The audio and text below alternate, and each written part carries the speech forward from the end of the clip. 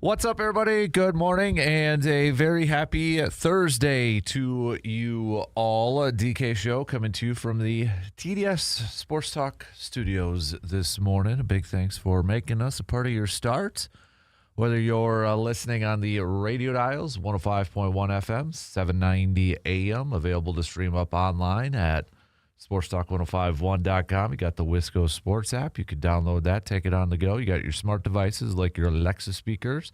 And, of course, the video stream that is up and rolling on YouTube here this morning. But a big thanks for making us a part of your start on this Thursday morning if you're already up and at it. What do we have on our game plan for this Friday Eve? Brewers falling last night to the Mariners 7-5. Mariners scoring all of their runs in the first two innings. It was definitely an off night for Dustin May, suffering his first loss as a Brewers pitcher. Only going 7 innings in the game, 7 earned runs, couple of walks, just 1 K. But the bullpen able to lock it down afterwards. And the offense just, they were able to chip away at it a bit. We'll just use a Lombardi quote and say we didn't lose, we ran out of time. So Brewers pulled in close. Who is this Joey Ortiz guy, by the way? Another home run for Joey Ortiz last night. He was 2 of 3, had 4 RBIs. Who the heck is this guy? Like, who body snatched him? What alien is now playing for Joey Ortiz? But last night, with a couple more hits, Jackson Churio also added 3 hits. 5 of the 8 hits from the Brewers last night coming from those 2 players. Cooper Pratt was back in the lineup as well, so maybe he's starting to get a little bit more healthy at this point in time. But the Brewers will go for the series win this afternoon, looking to take this series against the Mariners. Robert Gasser is going to be on the mound here for the Crew, but the Brewers will be going up against George Kirby, who is 8-9 with a 3.89 ERA. So we'll preview this game and look back at last night's loss for the Brew Crew as we wrap up this series and look ahead to what could be a very entertaining, a very fun, but a very tough series with the Atlanta Braves coming our way here starting tomorrow. So plenty of baseball chat here this morning. Football-wise, it's travel day for the green and gold. The Packers having a closed practice yesterday, was opened to the media and such, just kind of a walkthrough type of practice. But we'll start to take a look at tomorrow's game, looking ahead to Game 2 of this preseason as we start to wrap up this preseason and move on to the regular season here too. So we'll throw some football chat in here. Speaking of football, best of luck to all the high school football teams who are going to kick off their season tonight. I know we got a lot of local teams that are going to be in action, North, Chippewa Falls, Memorial, et cetera, et cetera, et cetera, et cetera. So best of luck to all of the local teams who will be starting their season tonight. But also on the docket, we'll catch up with Jake Boakes. It is a Thursday, so if you have any questions for our DNR Warden friend, you can shoot those on over to the Shoe Doctors bullpen line with a quick text at 715-830-1912. And if you could send those on over right now so we can get those to Jake, that would be great. We'll do a little 3-up and 3-down. If you'd like to play along with us, you could send those on over too. Excuse me. Little 3-up and 3-down. What are the 3 things that are kind of rising in terms of a stock report, and what are the 3 things that are falling? All right. I'm losing my voice here, man. So you can send those on over too, or hit us up on that Shoe Doctors bullpen line. So that's kind of your game plan here this morning, and whatever the heck else you want to throw in that you think we should talk about, discuss, get a question, whatever the case may be, we are an open book for sure. So send those on over. If we like that segment, we like that topic, we'll hit that up. So, but let's get things going here with the leadoff. We got intern Carter joining us here in just a skosh. Let's get things rocking and rolling here this morning. We'll take our first break, and then we'll jump right into it. Where we will talk some baseball with the Brewers looking for a series win against the Mariners tonight, or I should say this afternoon, with Robert Gasser going on the mound. We'll look back at last night's loss, talk a little more Joey Ortiz, and preview Game 3 of this series. That's coming up after these quick words.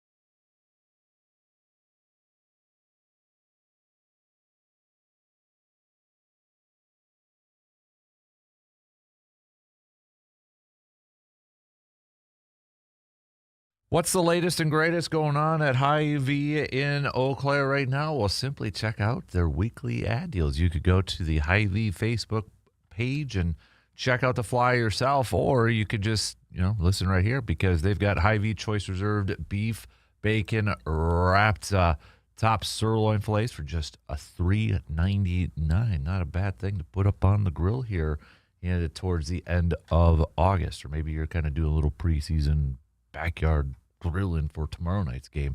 How about 99 cents Hy-Vee bow tie pasta, $2.99 Dole chopped salad kits as well. So, there's As always, you could go through the flyer. Oh, $3.99 Tombstone Pizza. Heck yes, that is huge in our household.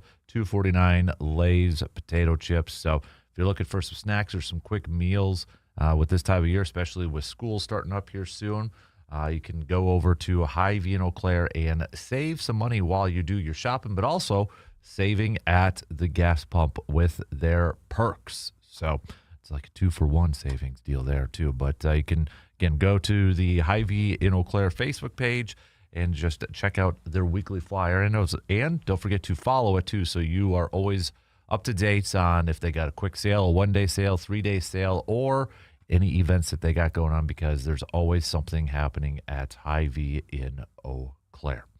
All right, let's get things going here this morning. First up, we'll say good morning to our intern, Mr. Intern Carter. Happy start to the high school football season, Carter. I know you're going to be working one of the games, Chi-High. Chi-High, yep. Chi-High, DC Everest. So should be fun. Hard to believe we're already here. Yeah. Doesn't feel like it, but the calendar says so. So there you have it. But yeah, it should be. I know we got a lot of local teams that are going to be kicking off tonight. So again, another best of luck and shout out to all those teams who will be starting their seasons this year. So, but how's things going elsewise? Pretty good. Yeah. Brewers finally winning again. So right. Yeah. That helps. Yep.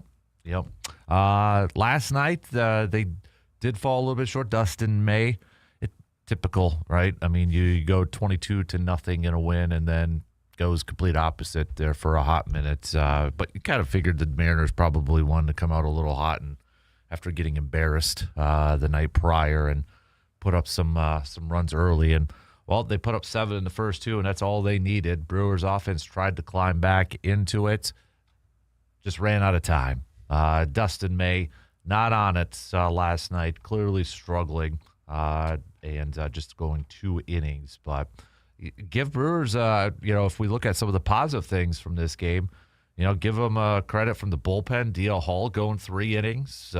Wilson did not allow an earned run. How about that in 2 innings? Bryce Wilson, that is my kid's least favorite Brewer player. I don't know why. he does not like Bryce Wilson. But Brewers bullpen keeping the team in it as the offense tried to claw back out of it, but not enough, as they dropped that game last night 7-5. But seriously, who is this Joey Ortiz player?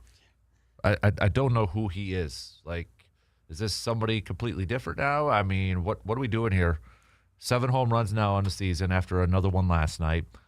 His last 91 at bats, he is hitting .341. He is slugging at .615.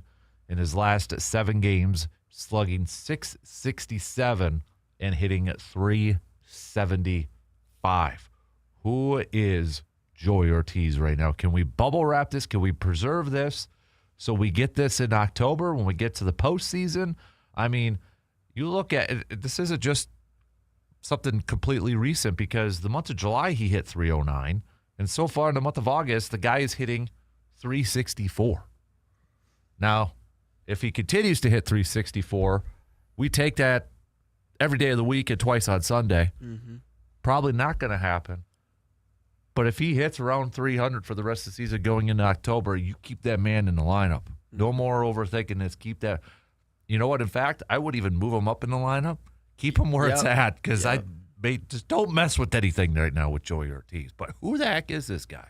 I think the cool part is his defense hasn't suffered. He's still playing Gold Glove level defense. So when you combine that with how he's hitting, it's been impressive to watch. And I think some of it's been he's taking more pitches. He's seeing more pitches. And it's you have hope when he comes up right now, which is something you didn't at the beginning of the season.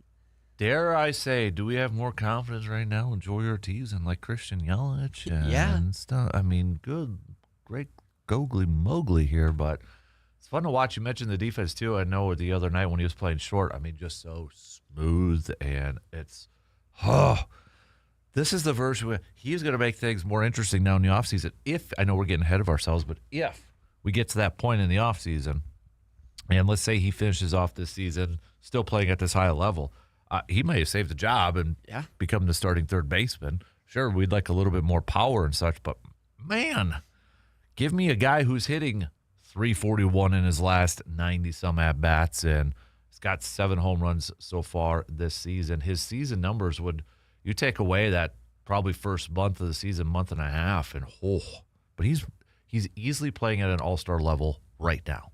And I'd rather have him playing at an all-star level right now than in the first half of the season. Yeah, and I think this is what makes the Brewers so much different, is because he tweaks something in his stance just a touch, and it's helped this much. And I think that's why the Brewers win so much, is because their coaching staff just sees little things they can do to improve, and then all of a sudden you turn Joey Ortiz into one of the best hitters in baseball over the last month. Yeah. So, gosh, just say that again.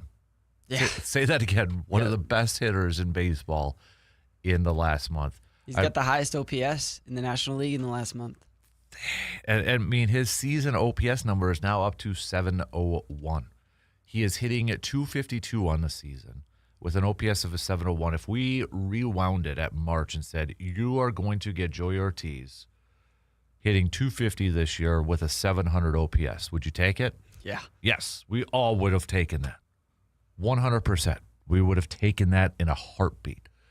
And that's exactly what he is doing this year. Well, he's kind of kept us afloat a little bit when we're struggling right now. Yeah. So, I mean, the dude had 4 RBIs last night. Of the 5 total runs, Joey Ortiz had 4 of the RBIs, for crying out loud. So, please keep it up, Joey. Yeah. Please Keep it up, because it's fun to watch. That's the thing, is I was wrong. A lot of us were wrong that, hey, we need something else here right now. But that's baseball, right? It goes ebbs and flows, the streaks. Maybe it cools off. I hope not.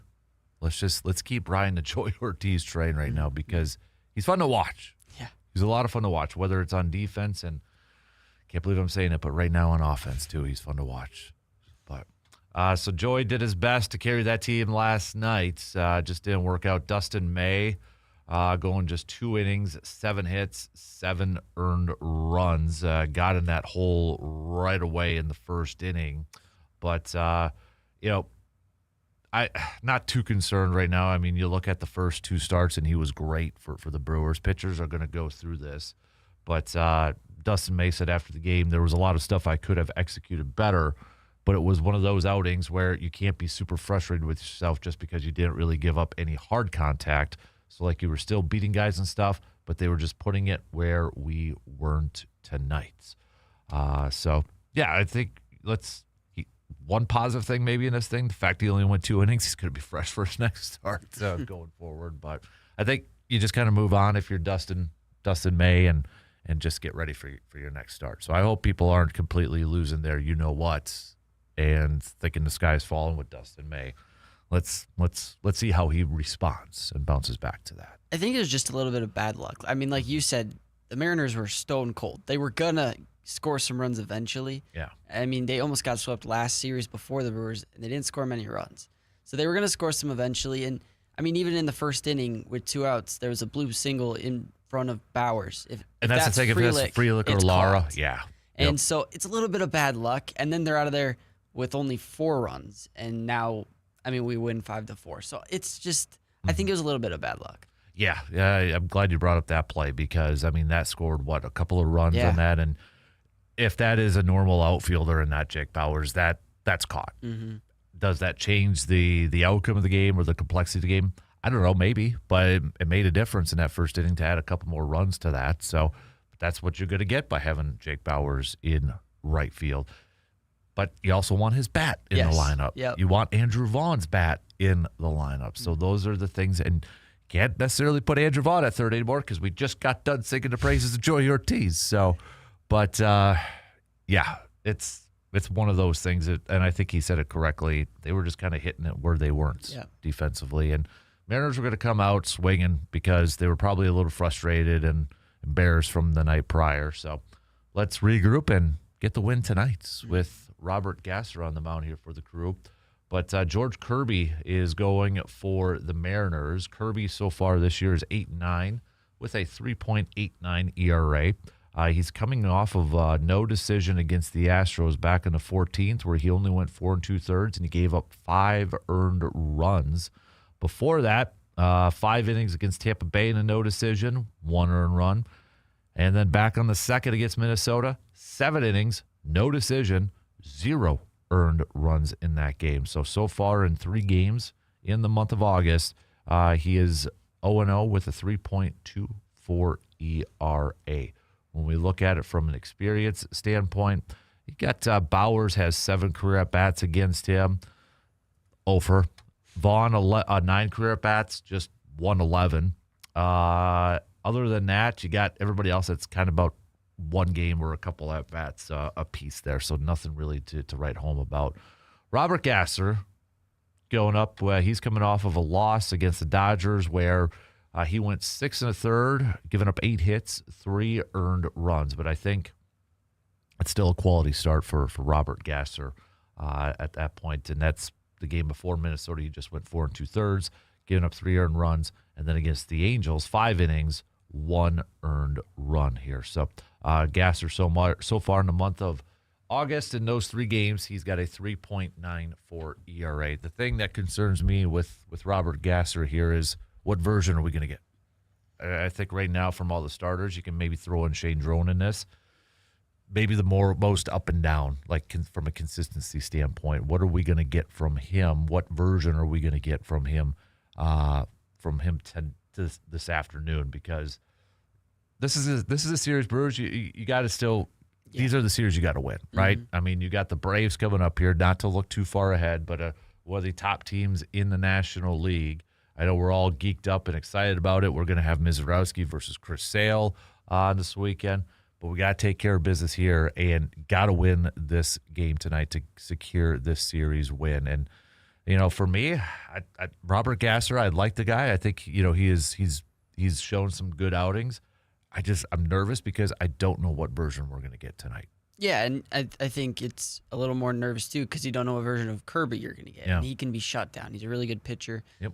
But if Gasser's got his command, he's a really good pitcher. And I think it's going to depend on that. The Brewers are starting to hit better, so that's making me feel a little bit better. But they're going to have to score some runs again. Yeah. Yep. Give them some run support. Maybe jump out early and be a little aggressive. I actually thought Gasser pitched really well against the Dodgers. He had that 2-run home run he allowed in that 7th inning, but he pitched a really good game, and we just didn't give him any run support. No. Just can he now do another one? Yeah. Can he stack that and build upon that and such? So. We'll talk some more baseball coming up here. We got to take a quick break as we approach the bottom of the hour here. So send us your thoughts on the crew on Joey Ortiz. It's Joey Ortiz right now, the MVP of the team, dare we say, at this point in time. We laugh, but, man, that guy has been really good so far here for the Brewers. Plenty more baseball and Brewers chat coming up after these quick words.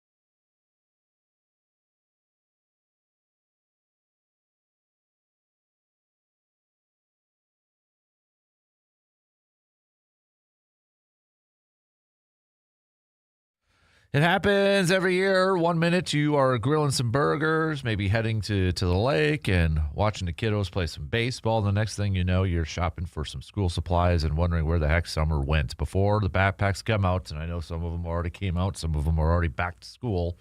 But before the busy schedule starts to take over, now is the perfect time to freshen up your home with some new flooring from Carpet City Flooring Center in Eau Claire.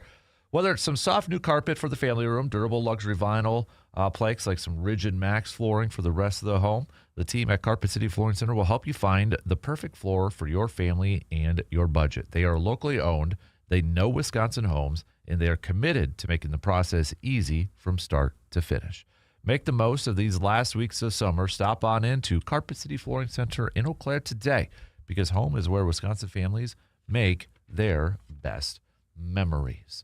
Brewers right now, as we begin today, looking at it from across Major League Baseball, if we, in this final quarter of the regular season here, Brewers sitting there at 78-49, still holding on to a 4.5-game lead over the Cubs, thanks to the White Sox beating the Cubs last night.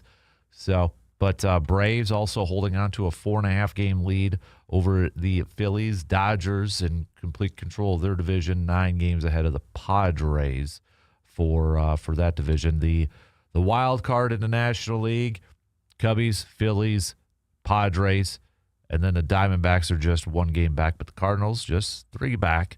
And you've got the Marlins 4 back, Pirates 5.5 back, Reds sitting there at 6.5 back.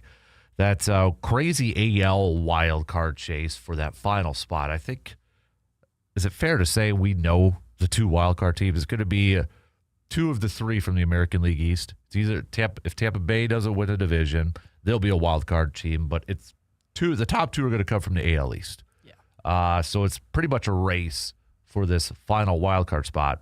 I mean, AL West could kind of be up for grabs here too at this point in time, with the Astros at 64-63 and the Rangers 62-65. But Twins holding on to that final wild card spot. They picked up a win last night. Rangers just a half game back. Toronto just 1 back. Cleveland 1.5 back. Baltimore 1.5 back. Detroit 1.5 back. Seattle, a desperate team, now 2.5 back from that final wild card spot. Yes, they are 7 games under 500, but they're only 2.5 back. This is definitely early 2000s NBA Eastern Conference vibes of teams making playoffs with a record below 500. So, but when we look at it too here from the Brewers, MLB.com had a piece up. One big question facing every team down the stretch. So I want to throw it back to all of you.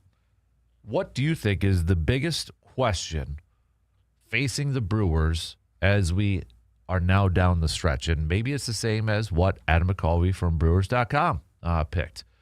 He said, can the pitching hold up? The Brewers offense is what it is at this point, pesky and speedy, but with little power, especially if Yelich and Contreras don't break free from long slumps. So it's going to be on the pitching to continue leading the way, which gets tricky when you consider the youth of this group, led by ace right-hander Jacob Misiorowski. He's heading into uncharted territory in innings, and he's not alone. The Brewers are already planning to shift left-hander Shane Drowan to long relief to control his workload, and left-hander Kyle Harrison is likely to reach his career high within the next 5 or 6 starts. So, would you agree that the lone question, the one big question facing the Brewers down the stretch is the pitching? I think so. I think I was going to say bullpen, but I mean, that's just fine too, because like he said, your offense, you've seen it. This is what you're going to get. This is what you got last year. It's what you're going to have to deal with. It's going to be small ball. You're not going to hit a lot of home runs. And so you're going to have to pitch. And they didn't pitch bad last year in the playoffs at all. But you're going to have to pitch well again this year. And that starts with Jacob Misiorowski. But I think, Harrison struggled in San Diego. Now May struggled yesterday. You can't have that in the postseason. And get it out of the way now. But you need to get it out now. Yeah. They won't win games against the Dodgers doing that. You got to be dialed in, right? Yes. You got to be dialed in for that. And I think a lot of fans might kind of pick they might pick the offense just because that's the easy thing. But I think Adam said it correctly. They are what they are at this point, right? I mean, this is what they are. They're not all of a sudden, I don't think, going to go on this insane run with home runs and powers. And sure, there might be a guy that really kind of steps up and has a great postseason run, a la Orlando Arcia that one year when he found the power stroke in the playoffs. But overall, this is the offense. This is what we know. Yes, we want a little bit more from Contreras and Yelich. Those are the two that I think if there is going to be a little bit of a power surge, it's got to be from those guys. But it is what it is at this point. So I think I would agree with McCulvey's pick that especially it is a younger group in uncharted territories with innings. And that's why you're still seeing a 6-man rotation to try to keep these guys, preserved. Mizorowski, of course, Kyle Harrison. I mean, even Logan Henderson, he's made 15, 16 career starts. So, I mean, these are guys that have not been in this situation before. So you kind of factor in the bullpen here too. Shane Drone's going back to the bullpen. They seem to be a little bit more experienced with the bullpen when you got a Chad Patrick in there, obviously McGill and Uribe and D.L. Hall and Aaron Ashby, guys that have played in the playoffs here. But, man, if this is a team that when you get to the postseason, if somehow they can get to, say, 6 innings in a playoff game and they have the lead and then you hand it off to that bullpen for a 7, 8, 9, I like their chances. I like their chances. And it does, with the offense being what it is, it does 100% put a lot more pressure on the pitching staff to not have a game like they did last night, right? You can't have a game like last night because Brewers may kind of claw back into it, but I don't think they have enough firepower to completely crawl back out of that. But on the flip side, I mean, we put up 22 runs a game before, right? So we had Gary Sanchez pitching in the 9th inning. So I think there's going to be games where the offense picks up the defense or in the pitching and the pitching picks up the offense. But even Shane Drowen has already reached his most innings pitched in his career. So they're going to have to now, like you said, just dial in because it's a long season and they're getting to the end of it, but now you're getting to the most important games. Right. Yep. Exactly. So, but hey, do you have anything else that you would say is the biggest question remaining for the Brewers in the stretch run? What if we said, what is the biggest question for a player down the stretch? Biggest question mark. Is it Contreras? Is it Yelich? Is it Joey Ortiz to continue doing what he's doing? Is it Bryce Terang dealing with a little bit of a knee injury going down the stretch here? What player do you have the biggest question going down the stretch? Who would you throw in? Is it Mizorowski because uncharted territory sort of thing? Is it one of these pitchers? I think it's got to be Contreras just because he's in the prime of his career and he was supposed to be our best player going into the season. And he's turned into a liability.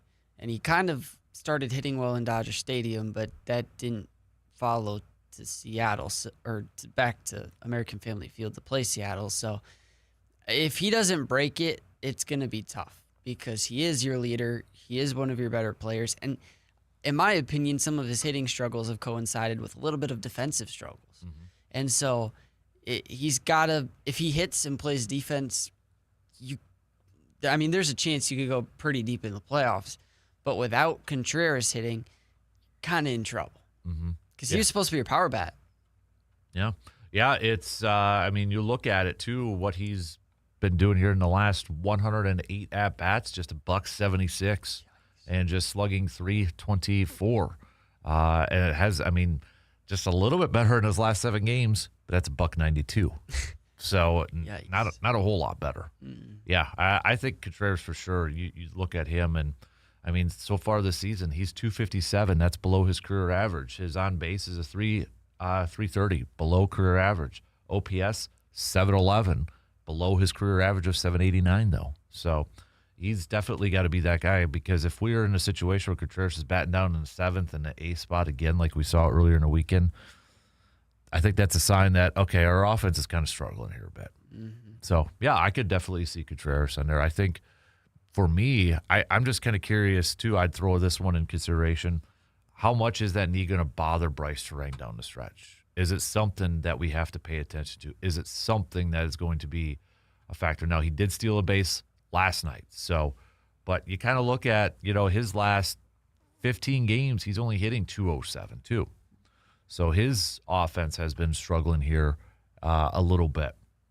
You'd like to get in that situation that maybe the Brewers are a few games ahead where they clinch the division maybe with a week left, and then you can get maybe a Terang, some more rest in that. But at the same time, I kind of like that the Cubs are still pushing the Brewers so they can't relax too much and, kind of like, all right, go into the postseason and maybe not super focused, but it's a double-edged sword here. I think for Terang, he needs probably a little bit more rest, but the Brewers probably can't afford to put him down. Maybe now that Cooper Pratt's back and, Sal Frelick comes, I don't know, maybe you can have somebody else play second, but Terang is so vital for this team too. He's got to be able to hopefully get through that. Hopefully it doesn't affect, because we saw last year with Contreras how much, a finger injury affected him at the plate. Yeah, and, Terang's been our most consistent hitter all year. And so we don't really have a leadoff hitter, and he's kind of stepped into that role, and he's done a really good job. So you're going to need him as well going into the postseason to be able to hit, because, right now, a lot of players on the team are slumping, which has just been rough. But I think Terang is, like we talked about this last week, I think if anybody's going to break out of it, it's Bryce Terang. Yeah. Just because he can take walks, he can hit for power, he can hit for average, and he's just so good defensively. Yep. Yeah. Hey, my boy Sal Frelick might be coming back. He was in the dugouts during that 22-0 game, but he played in a rehab game again last night, and he hit another home run. He was 2 for 5, leading off too. So we just talked about the leadoff. So 2 for 5, also had an RBI single. So possibly could be coming back. But Pat Murphy said yesterday before the game that he was going to play last night, which he did, and see if his throws and his arm respond the way they did the past time he played. Then he's going to play another game after that, which would be today, to see if he responds. Back-to-back nights. If his arm can respond, if so, we can make a decision on Friday.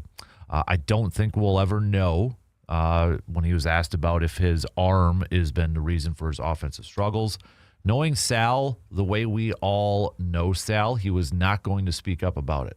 I think he's been injured all year. I'm just hopeful he can play through this and not have to have a more serious approach to it. He's got to know himself and not be his own worst enemy, and that he ends up damaging himself for the future because he'll play through it. We know him. So that's why we sent him back. We could have kept him and activated him on Tuesday. He was ready to go, but we sent him back in order to ensure that he knew what we wanted. 2 straight days playing, and your arm feels good. We told him this is your career at stake. That was kind of a weird phrase to say, career at stake. Injury-wise, performance-wise, I don't know. It was just that was kind of a, I don't want to say bold, but maybe like, sort of like, is pressure on? Yeah, that doesn't make sense. I don't know. But, hey, I wouldn't mind trying Sal at leadoff. We saw it last year. Yeah. If you could get him and then maybe move the lineup down or shuffle it up a little bit. But, hey, 2 home runs now in his rehab game, so the summer of Salvatore may be coming back here soon. We need it, right? Yes. We need that little bit of juice, and we need that little bit of Sal in our lives. So The energy, yep. All right, let's take a quick break as we will wrap up the first hour. We'll be back in just a skosh.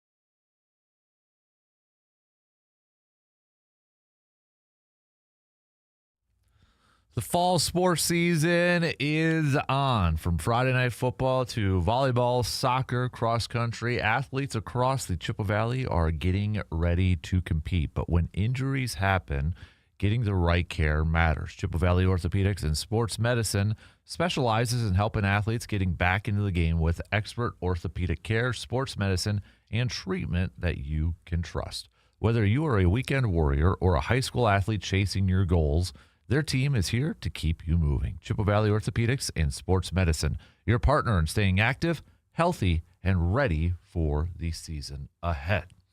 So again, Brewers today, 1:10 first pitch. 1:10 first pitch. Coverage will begin about 35 minutes prior. You can tune into that game on your radio dials of 105.1 FM and 790 AM.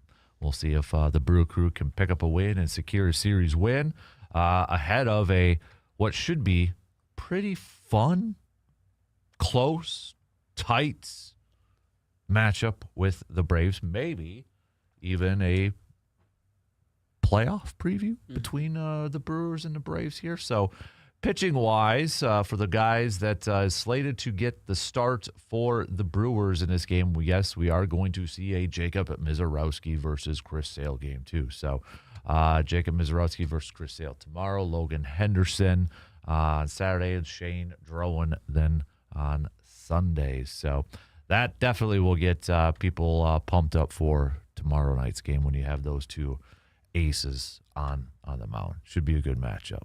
But no offense to Miz, but I'm getting really excited for Logan Henderson every time he goes out there too. I mean, coming off that, this is where I'll be excited for Logan Henderson. Can downplay it as much, but that game on Sunday against the Dodgers, going up against Skubal, the narrative game between the two, he pitched awesome. All right, now how do you bounce back? I think what's really beneficial for pitchers like that, or for any pitcher, a starting pitcher, and I think it helped Mizorowski a lot last year. You know, you have that build-up and you have that hype and you're so jacked up, but then you have a few days off to kind of recover, kind of let the emotions go. It's not like you're playing again right away the next day. You kind of have some of that time to relax, let it cool down, and then refocus on your next start. I think he's arguably our second-best pitcher. Yeah. And, I mean, we all were talking about Kyle Harrison, and, I mean, Dusty May had a good start. But Logan Henderson, I mean, he hasn't allowed more than 3 earned runs in any start this year. Yeah. Which is insane. In his career? That's crazy. Yeah. So I think he's kind of quietly become our second-best pitcher and another exciting player to watch. I mean, we talk about Jacob Mizorowski. It's exciting to know he's going to pitch. I kind of feel that way about Logan Henderson now. I know. I'm in the same breath, and it's so kind of weird, strange to realize too. He doesn't have many career starts under his belt. Like last year, it was a few at the beginning of the year, and a lot of fans were like, "Hey, get this guy back up. We need more starts. We need more starts." So this year, he got that opportunity, and then he was hurt for a little bit. But when you look at Logan Henderson, he's still a newbie. He's still a youngster out there. Yeah, 17 career starts he has had. 17 career starts, a 2.44 career ERA. What's wrong with him? He's pitching 2.70 this year, for crying out loud, dude. Yeah. What the heck, man? But and the fact too that, you know, we've been talking about innings pitched and a lot of these guys reaching that. I hate to say injuries could be a blessing in disguise, but, you know, Henderson missed quite a bit of time. He's only at 63 innings pitched so far this year. Yeah. And we talk about trying to keep these guys fresh when they get to the postseason. I mean, maybe some of that was a blessing in disguise too, so you're not overtaxed, because that was a thing with Mizorowski last year. When he was getting those innings, it's like, okay, is it going to be too much? How do you kind of, you know, control that a little bit? He ended up coming out of the pen when it came to the postseason. But, you know, Logan Henderson, with just 63 innings under his belt this year, he's probably not going to hit 100 innings pitched. I kind of hope that's not the case. Yeah. You know, before the regular season. So you would think that he's going to be fairly ready to go and fairly fresh to open up the postseason whenever that is going to be. Because, yeah, you have it up there. He missed the whole month of June. Yeah. You know, he missed that entire month. And right now he's been dialed in every single month. It feels like a 2.14 ERA in May, a 2.57 in July, and so far in August a 2.79. He is really fun to watch. And you look at his last 3 games too: 6 innings, 6 and a third, and 7 innings. And his pitch count, he hasn't gone over 100 in any of these games. It looks like. I don't know if maybe scroll up a little bit earlier. Did he go over 100? No. Oh. So and really you can kind of see a trend too. It's been building up a little bit more. When you see those totals earlier on, it was in the 70s, and now you're stretching them out a little bit more. Mm-hmm.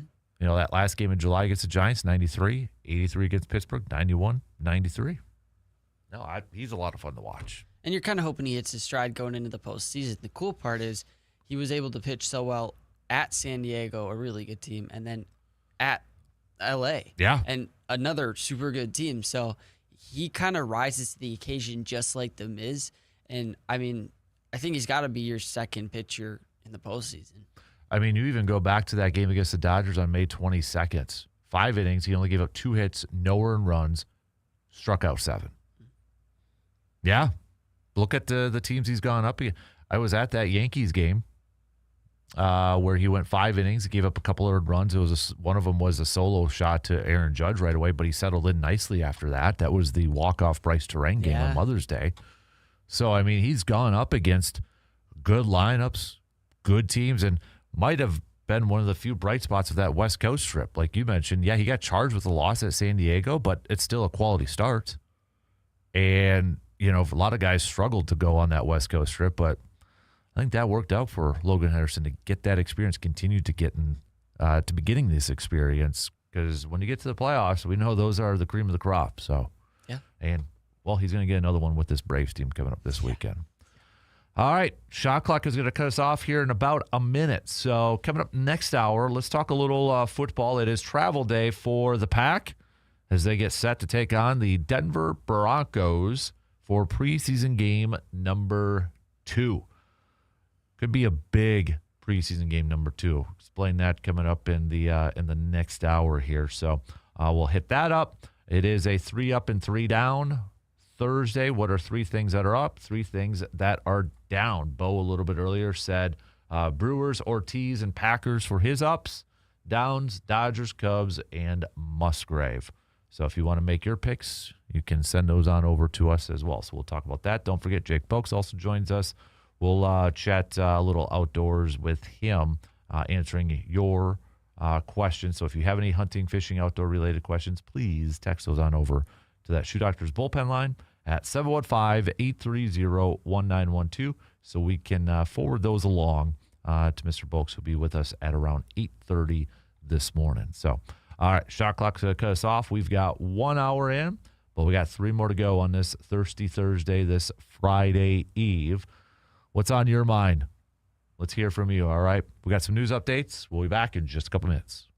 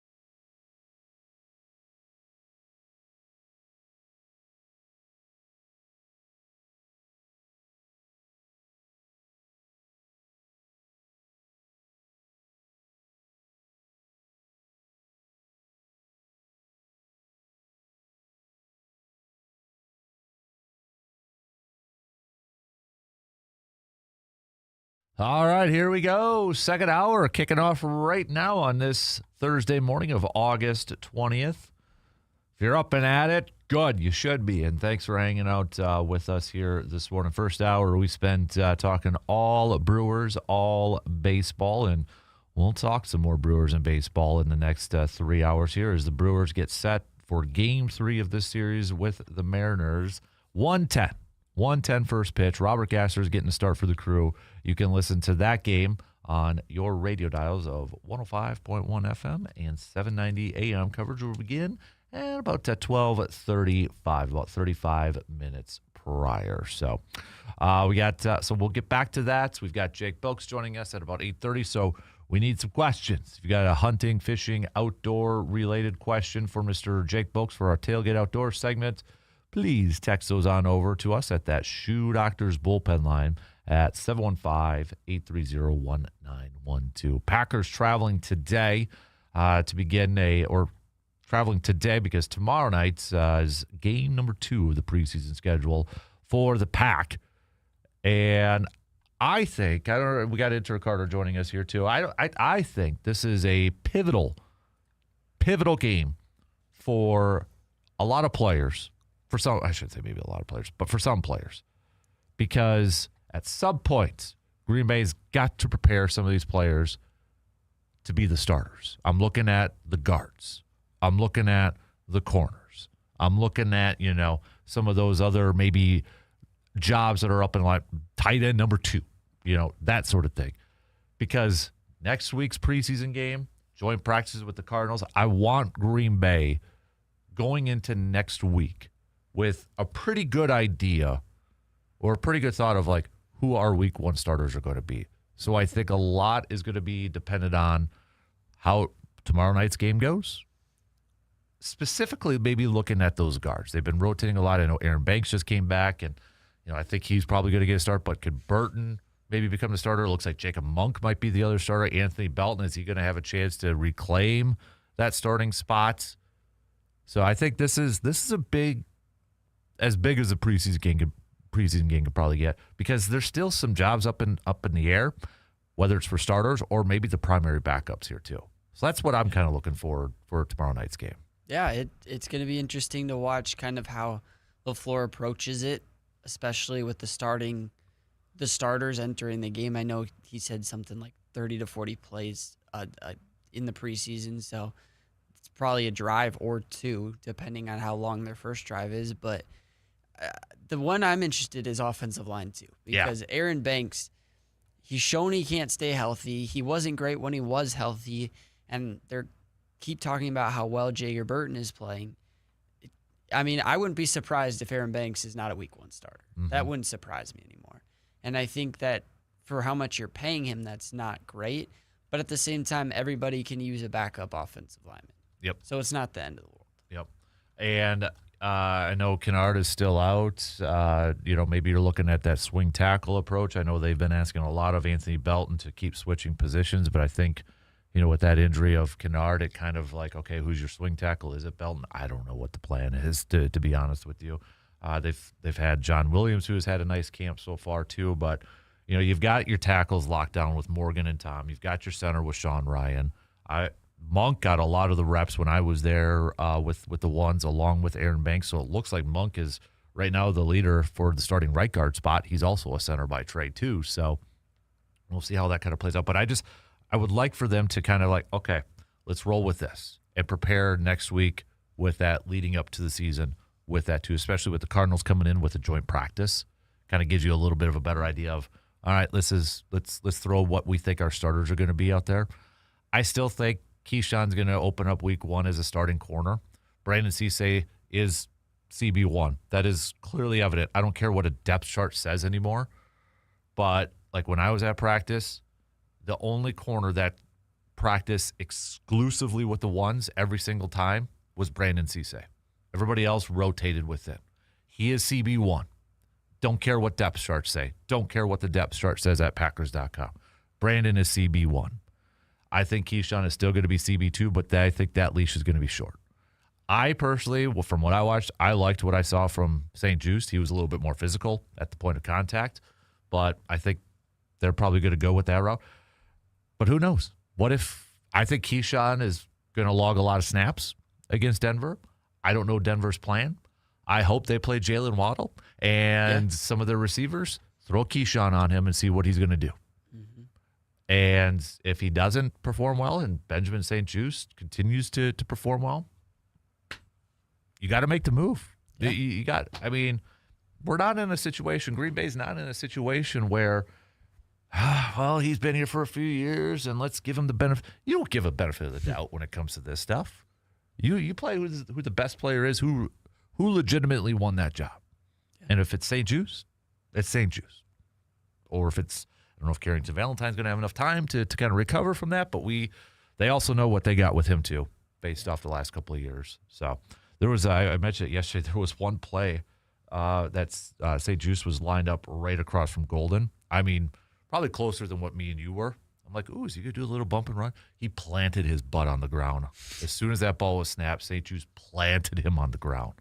I was like, okay, I like this physicality. Mm-hmm. Yep. I don't know if the coaches necessarily liked it at that point because Golden took a little bit to get up, but it was like, okay, I like that. Well, and that was what Nate Hobbs was supposed to be last year and just couldn't stay healthy. But I think, like you said yesterday, Jonathan Gannon coming in doesn't have bias. So Nixon's got to earn his spot. And Nixon clearly hasn't earned his spot. And to my knowledge, hasn't even been good. I mean, I watched the first drive of the Steelers game. He looked awful. And that may have just been an effort thing. And I still think Nixon, he's probably our second best corner. I really like Cisse, but if he's not going to show the effort or the willingness to tackle, you can't play him. Yeah. Because Valentine doesn't tackle either. No. So you can't have a corner that doesn't tackle, that's shown that won't work. Mm-hmm. And so especially without Parsons, our pass rush isn't going to be what it was to start the season last year. So you're going to have to tackle and cover longer. And Nixon's not even a great cover corner. But, yeah, I would love to see Cisse and St-Juste as week one starters. Mm-hmm. Like you said, though, I still think Nixon starts week one. I think he starts week one, and I hope the leash is shorts because the thing I noticed with him watching at least the beginning part of practice when he was really struggling, this was just my thoughts, my opinion on it. I'm not a scouter, but just watching him, he looks so flat-footed, and this maybe goes to the effort part where you just mentioned, and he was letting the receiver come to him so close to where, I mean, you let that receiver come in, you're already cooked. Because if you're just like kind of standing there flat-footed and he comes right up to you, that receiver then was burning by him. And then Keyshawn's got to like turn around and try. He kept getting caught chasing too much. Mm-hmm. And that's where his hands got in trouble then because throwing the flag, getting a little handsy on that stuff. He started to clean up. He started to get a little bit more physical towards the end of practice, but it's like, but can you do it 100%? Yeah. Can you do it from beginning to finish? And you look at last year, the first 5 weeks of the season when Nixon was at his best. I think he learned those habits based on our pass rush because we were so good. They were having to get the ball out quicker so he could jump the slant. He could jump the curl route. Well, our pass rush died, and all of a sudden they can run past him now because we're not getting pressure. And that's why it's going to be so good for him to face off versus Golden because he's not going to catch Golden if he gets by. No. And so Nixon's going to have to learn that without Parsons the first 5 weeks, you're going to have to be able to play the deep ball as well as kind of stop anything in front of you. Mm-hmm. And he's definitely not a slot guy. No. He doesn't have that ability to be the slot guy. So, but, yeah, I think this is going to be big for him coming up tomorrow. I hope he gets a ton of reps, and he better not complain if he gets a ton of reps. So is it a punishment if he plays in the preseason? According to him, it might be. For some players, it actually is a punishment. There was one. I remember this now. Who was this coach or team? It was starters-wise, it was a punishment. Really? Where, the more reps you played in a preseason game, that was kind of their punishment. If they did, it was something. I'll have to look it up, see if I can find it. But I remember a few years ago, a coach kind of said it was the more reps they played in preseason, that was kind of their punishment for the week of practice or something. So I don't know if that's the case or not, but yeah, now that you said that, I remember a coach saying that. And Jackson, the other rookie too, finally got back to practice from Alabama. Yeah. I don't know if there's going to be enough time. The thing is like they don't have great depth, but I don't know if he's got enough to maybe make that active roster. Do they go that route? I want to see him get a ton of reps in this game. Mm-hmm. I want to see what he can do because we really haven't seen anything from him so far. And I want to see he's number 20, and I want to see him out there and getting a ton of opportunities because, gosh darn it, we need a lot of corners. Yeah, and he was good in college, and when you play in the SEC, you play some of the best receivers. Mm-hmm. So he's got the talent. He's been a 4-year starter at Alabama, so he's got the experience. I really liked that pick, and I think he could be a really good special teams player too. Mm-hmm. Yeah, I'm just looking back at his draft profile. Jackson is a smooth athlete with good size and elite track speed. In totality, the play and production have failed to match the traits dating back to his days at USC, but his 2024 tape gives evaluators the best look at his ceiling. He can disrupt from press, but he can be a step slow to transition in phase from man. Tampa 2 and deep zone coverages suit him best. Scheme won't matter as much as consistency and confidence for Jackson, though. So I think you kind of nailed it. His best shot might be the special teams aspect of it. He's got the speed. He's got the size. Mm-hmm. Maybe kind of mold him more into, where he's going to get a lot of reps on special teams to begin with. Yeah. But yeah, and again, when you have cornerbacks with the speed and the talent, you can work with them on the coverage if he's a willing tackler. And just watching him at Alabama, he's a pretty physical corner. So if he can earn the spot on special teams, he could be a starter next year at corner. I mean, you never know how he'll progress, especially with his speed. Heck, Carrington Valentine was a 7th-round pick. Exactly. So that's Green Bay's got a history of having either undrafted or late round picks. Sam Shields, I think, was a 7th-rounder, and he was the starting nickel guy for that Super Bowl team his rookie year. He's my favorite player for a little bit. Sam Shields was? Yeah. Number 37, man. Mm-hmm. Converted wide receiver. I didn't know from that. the U, yeah. Yeah. He had the speed, though, too. So that's another, if he didn't have so many concussions towards the end of his career, what that could have played out to be. I still think he should be a Packers Hall of Famer someday. Mm-hmm. Too many great plays. So, all right, we got more Packers talk coming your way. We got to take a quick break. We'll be back in just a skosh.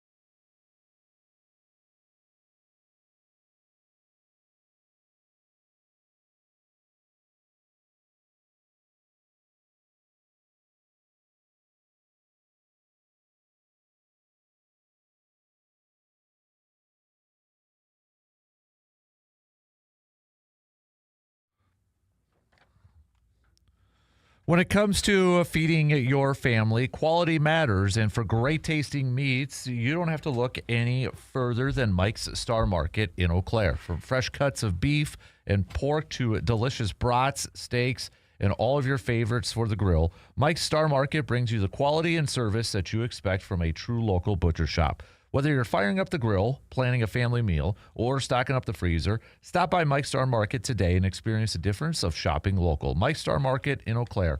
Quality meats, hometown service, and a tradition that you can taste. Hey, since we're speaking of football here, what the heck? My computer just crashed. Since we're speaking football here, don't forget to sign up for our Pro Football Weekly Pick'em Challenge. You can go to our website at sportstalk1051.com. Just scroll down a little bit on the home page, and you'll see the Pro Football, or you'll see the Win Stuff icon. And then once you click on that, you can click on the Pro Football Pick'em Challenge and start to make your picks. A big thanks to Home Oasis and Wisco's for partnering with us for that. At the end of the season, whoever has the right or whoever has the most amount of picks right, you're going to win some gift cards from Wisco's. So again, just head to our website, scroll down a little bit on the homepage. You'll see the Win Stuff logo, and then you click on that, the Pro Football Challenge. Click on that. Bada bing, bada boom. Easy to sign up. So since we're talking some football and such, it's a travel day for Green Bay as they set to head to Denver for tomorrow night's preseason game. 8 o'clock kickoff between the Packers and the Broncos for preseason game number 2. We'll throw it out to the rest of you listeners out there. What is or who is the player that you're maybe looking to watch the most, or the position group that you're looking to watch the most in the second game of the preseason? Joe, who is it for you? It's got to be the offensive line. You've got Jordan Morgan, of course, at left tackle. There's a battle going on at left guard. Aaron Banks now not able to practice 2 days in a row. Jager Burton, the rookie, playing left guard. You've got Sean Ryan at center. You've got Jacob Monk now playing that right guard position. And you and I talked about this, Dan, that Anthony Belton really is getting reps now at that swing tackle position. And then you have formerly known as Zach Tom at the right tackle. So it's that offensive line group. And I think you've got to see Jacob Monk. You've got to see Aaron Banks playing this game. You've got to see what Jager Burton does. Because I'm going to tell you, Dan, if there are question marks after preseason game number 2 with that offensive line, it is time to look elsewhere. And again, when you've got a team like Green Bay who has Super Bowl aspirations, you need to move before the season starts if you know you have a weakness. And right now, I would say that offensive line is a huge question mark. Cornerback, obviously, Keyshawn has been a big topic of conversation this week, and Brandon Cisse is clearly CB1 at this point, taking all the reps with the ones. He hasn't even been, practicing with the 2s and the 3s. They've been shuffling in Benjamin St. Juste, Keyshawn Nixon, et cetera, et cetera. Carrington Valentine now is back at practice. They've been shuttling in there. How big is this game for a guy like Keyshawn Nixon to maybe showcase that he still belongs in that starting lineup? Yeah, it's big. And again, I thought it was really interesting. Keyshawn Nixon taking a slight and saying he's being punished for having competition. And I love LaFleur's comment saying, well, everyone on the team then is being punished because we promote competition at almost every position. I also thought it was interesting, Dan, David Bakhtiari speaks up about Keyshawn Nixon, saying he's a borderline 2 or 3 that has return ability. So, yeah, that's another positional group. We talked about the offensive line. The cornerback position is another question mark. And I really love what you're seeing and hearing from Brandon Cisse. I really love what Benjamin St. Juste brings to the table with his length. And so this is one of those opportunities for Keyshawn to step up. Now, I also think it's interesting that reports are out that Green Bay is getting phone calls for Carrington Valentine. And so, again, I don't think Green Bay is in a position of strength there, so I don't see them making a move. But, yeah, that's another positional group that you need to shore up before the season starts to make sure you've got the players in the right position. And again, going back to Cisse, and I've talked to you about this, he does remind me a lot of Jair Alexander coming out. And again, you see the ability to mirror a wide receiver. You see the ability to flip the hips very quickly. You see the ability to go man or zone. And the other thing is, for his size, I like the physicality. And so, yeah, going back to Keyshawn, it's interesting that he takes competition as a punishment. That tells me that this football team continually needs to grow bottom-up pressure. And bottom-up pressure coming from peers, coming from players playing in that second group or that third group, rather than top-down pressure coming from the coaching staff. So, yeah, another group I'm going to be looking at. And again, I think Green Bay needs to make sure they've got any holes covered. And again, you can't account for injuries in a certain positional group. But going into the season, you need to feel really good about your depth. Speaking of depth, another one that's going to be tested is the tight end group. Tucker Kraft. I don't know how much he's going to play, if at all, in this second game, but an opportunity for the likes of maybe like a Josh Wiley, who made some nice plays at practice this week. And I look at that group. There's still some veteran free agents out there. I don't know if they'll make a move, but somebody can win a job at least from this tight end group, I would imagine, depending on how they perform on Friday night. Yeah, I have high doubts that you're going to see Luke Musgrave this year. Yeah, me too. I just think that ship has sailed. And so I think there are opportunities. You mentioned Josh Wiley. Another guy who's on the ones and twos for special teams is Drake Dabney. So there's a guy that can get a position.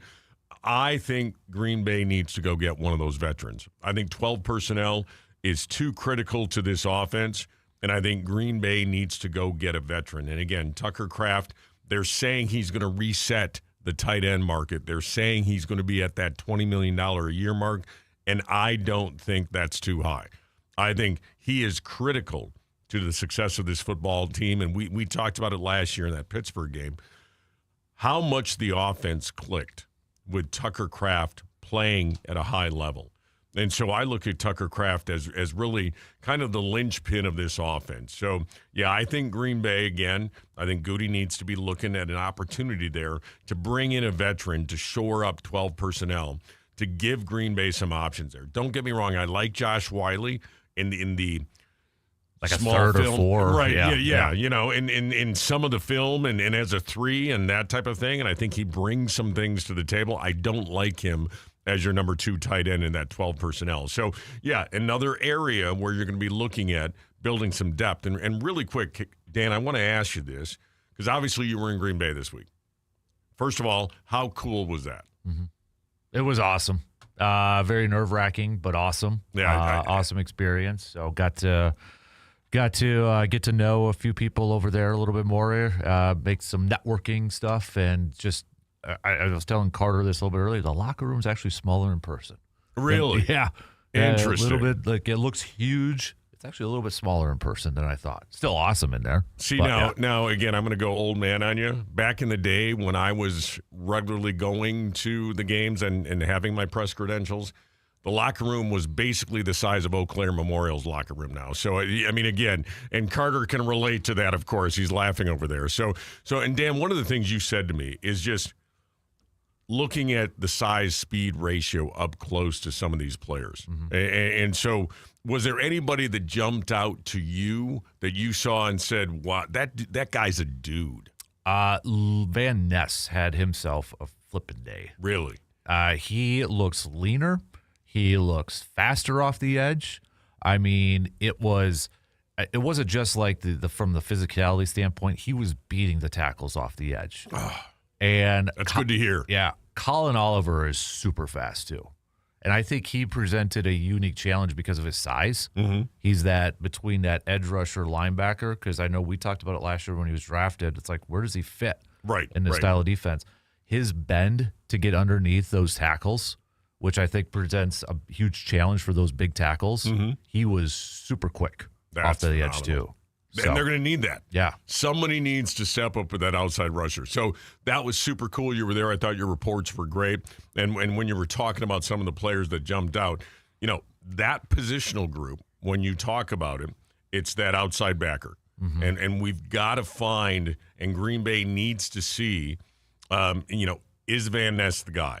And they need to see, can they get something from Brenton Cox Jr.? Is it Sorrell? Is it Dennis Sutton? I mean, who is going to, in the first 5 or 6 games, make up the difference for Micah Parsons? And again, it looks like for sure by the 6th game, maybe the 5th game for him. So again, getting a guy that can make that next step. And look, Van Ness has all of the physical attributes.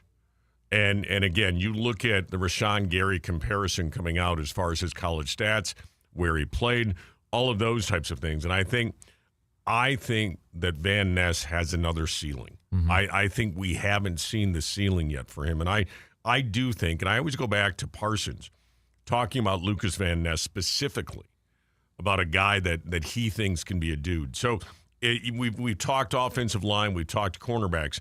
I think that's that outside backer position. Green Bay needs to find someone to step up, especially during Micah Parsons' absence. Yeah. So that was cool to see. I mean, Hargrave, that was his first practice. He dominated one-on-ones too. He's not the biggest dude in the world. I was next to him in the locker room, and he's very soft-spoken. Really kind of not the biggest guy. And Trey Smack in pads looks like Carter. Just like when he walked by me, I'm like, is that an 8th grader? You know what I used to say about Carter? I said Carter looked like Trey Smack in pads. But bigger without the pads, he looked like too. Yeah.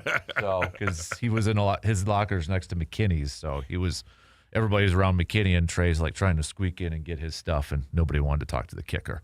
They wanted to talk to McKinney. You know what? So, what is he? 16 for 19 since family night. Yeah, he did miss one that day at practice. Yeah. He only kicked twice. Okay. He was 1 of 2. Okay. So, All right. So I'd like to see a kicker going into the season on an upswing rather than going into the season with question marks. Mm-hmm. So, and again, that's a position Green Bay needs to continually look at, is that special teams operation. And so there's a lot of question marks on this football team. And when I say question marks, I don't mean, I don't know about this season. It's just, it's the difference between being a playoff contender and a Super Bowl contender. Mm-hmm. And I think Green Bay is right there. And some of these young guys, it's time for them to step up. Anybody who coaches special teams probably would have had a lot of fun watching Cam Akord at that practice. I could only imagine. Every returner, they were doing a punt return session or kick return session. Every returner, he was running full bore with them. Like in between the tackles, he was running and yelling at him the whole time. Like, you talk about energy. He wasn't coached from the side. Like, he was literally running with the returner in between all the tackles and blockers. See, here's the thing. When I look at coaches, it's a generalization, but I think offensive coaches tend to be more cerebral. Mm-hmm. I think defensive coaches are just crazy. And I think special teams coaches are actually a mix between the two. Mm-hmm. So when I think there needs to be some juice and some passion, but there needs to be the cerebral part of the game. Mm-hmm. And so I do think a special teams coach has both an OC and a DC in him. And so, yeah, when I heard about and seen some of the video of him on the sidelines, I mean, how can you not get jazzed as a returner or as a gunner when your coach is running with you on the sidelines? Yeah. That's pretty cool. And I think he apparently told Bull Melton, too, I can't say the one word in there. He's like, when he told him that he's going to be running with him, he's like, I'm going to be on your behind, gotcha. The whole time. So, and he was with them the whole time too, just barking at him too. Anything else for you jump out to you? Belton really struggled. So, I mean, kind of talking about going back to what you were saying, he really struggled. I don't know if it's just going back and forth between the guard and the tackle, but he really had a rough day, especially like on one-on-ones. I mean, Butkus and a lot of the assistants were really trying to work with him quite a bit there. Is it feet? Is it hands? What is it with him? It looks like it's feet mostly. Okay. Yeah, okay. Because he's getting constantly beat. I don't think it's the physicality. It's the feet. Okay. The footwork. So it's technique from a standpoint. Okay. Yep. And then, I mean, Tucker Kraft's a dude. He's just a dude. Yeah. I think between him and Zaire Franklin getting into it and bringing that energy was Yeah, you could tell Tucker. I mean, there was a few times too where like, ooh, he is lowering that shoulder, bringing the physicality to practice. So you could tell that he's ready to get back on an actual game. I can't. He's truly has become one of my favorite Packers. And again, going back to it, I don't think $20 million is too much for him. I don't, no. and I think it gets done probably within the next week and a half. So I don't see Tucker Kraft starting game one without a new contract. I would agree with you. And I think that it goes back to what he said a couple of years ago after that playoff loss. We got to wake up. I got to be more of a leader. Actions speak louder than words. He has every excuse in the book to be sitting out right now. Right. And he's out there because he wants to be that leader. I mean, he's doing what he said he was going to be doing. And you mentioned Franklin, and I think he's another dog. I think he's a guy that's been brought in not only from what he brings to the field, but what he brings to the locker room. Yep. And so anything that you saw change your point of view or your opinion of this football team? I am actually, even with the corners, I feel a little bit better about this defense without Micah Parsons. Okay. Just to see the way they were flying around and moving around. Lucas Van Ness is a big reason for that. The defensive line with how they were able to put that pressure on them. I actually feel a little bit better about this defense. That makes me feel good. Yeah. So in other words, I can go ahead and roll with my bet for Green Bay in the Super Bowl? Why wouldn't you anyway? It should be the bet every year. It is the bet every year, but I can put more money on it now. Probably. Okay. Yeah. All right. I'm going to tell my wife that second mortgage is now being put on the Packers this year. There you go. Matthew Golden is going to be a dude. Okay. You liked him? Okay. What stood out?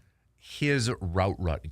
Okay. The way he is so smooth in and out was every receiver should watch that guy. You talk about route running like Jerry Rice. I'm not comparing to Jerry Rice, but Jerry Rice was not the fastest, the biggest, but it was his route running. Matthew Golden and his route running was wow. So I always thought Devontae was, towards the end of his Green Bay tenure, was picturesque in his route running. Comparisons there? I think Devontae is better off the line with the footwork. Okay. It's just the angles, the crispness that he gets off that line. Okay. It was just, and he had 7 catches in that practice and those one-on-ones. He sounds like a young Carter Jaeger. Yeah. That's high praise, man. Don't you have a Golden jersey? I do. Yeah, there you go. Yes. Doesn't Matthew Golden have a Jaeger jersey? He should. He should. He should. Yeah, exactly. Yeah. You're going to have to get a Jagger Burton one, but maybe have Jagger on the back. on the back, yeah. I was told that before, I look like Devontae Adams, so, just that burst. You have to grow your hair a little longer, too, to get the route running. Who told you that? Nobody. Okay, just checking. Just checking. I talked in the mirror. Awesome. Well, I got to tell you, Dan, congrats. It was good stuff. It was a great week seeing your stuff, and it's just awesome that you got a chance to be there. I just want the T-shirts printed with Matt LaFleur's face on there with the smirk saying, "That's a great question." I wish he would have said, "That's a great question, Dan." You and Matt are like this now. You guys are tight. He's probably wondering who the heck is that guy. Same reaction Goody probably had, and like, who's that dude on the left? So you know what? I got to tell you, you know your stuff. And you can ask the questions of the pros because you're a true pro. I appreciate that, sir. Hey, best of luck tonight. Thank you. High school football season kicks off. So. High school football season. New Richmond? New Richmond. Yep. The 6th ranked team in the state. You know Hey, what? It's a good test right away, man. If you're going to start off with a test, start off high. Yep. So the kids feel good. We had a great practice last night. We had a great team dinner last night. Carter, we're no longer using last year's vendor. We had Mancino's last night, so that was wonderful. But yeah, no, it is. I hate Thursday night games to kick off the season. I hate it. Yeah. But I will tell you, there's nothing like Friday Night Lights. Absolutely nothing like it. As a player, as a dad, as a coach, nothing like it. Absolutely. So, hey, appreciate it, dude. All right, Thanks Dan, take care. man. Carter, good seeing you, brother. Yeah, you too. Let's take a quick break. We'll be back with plenty more coming up after these few words.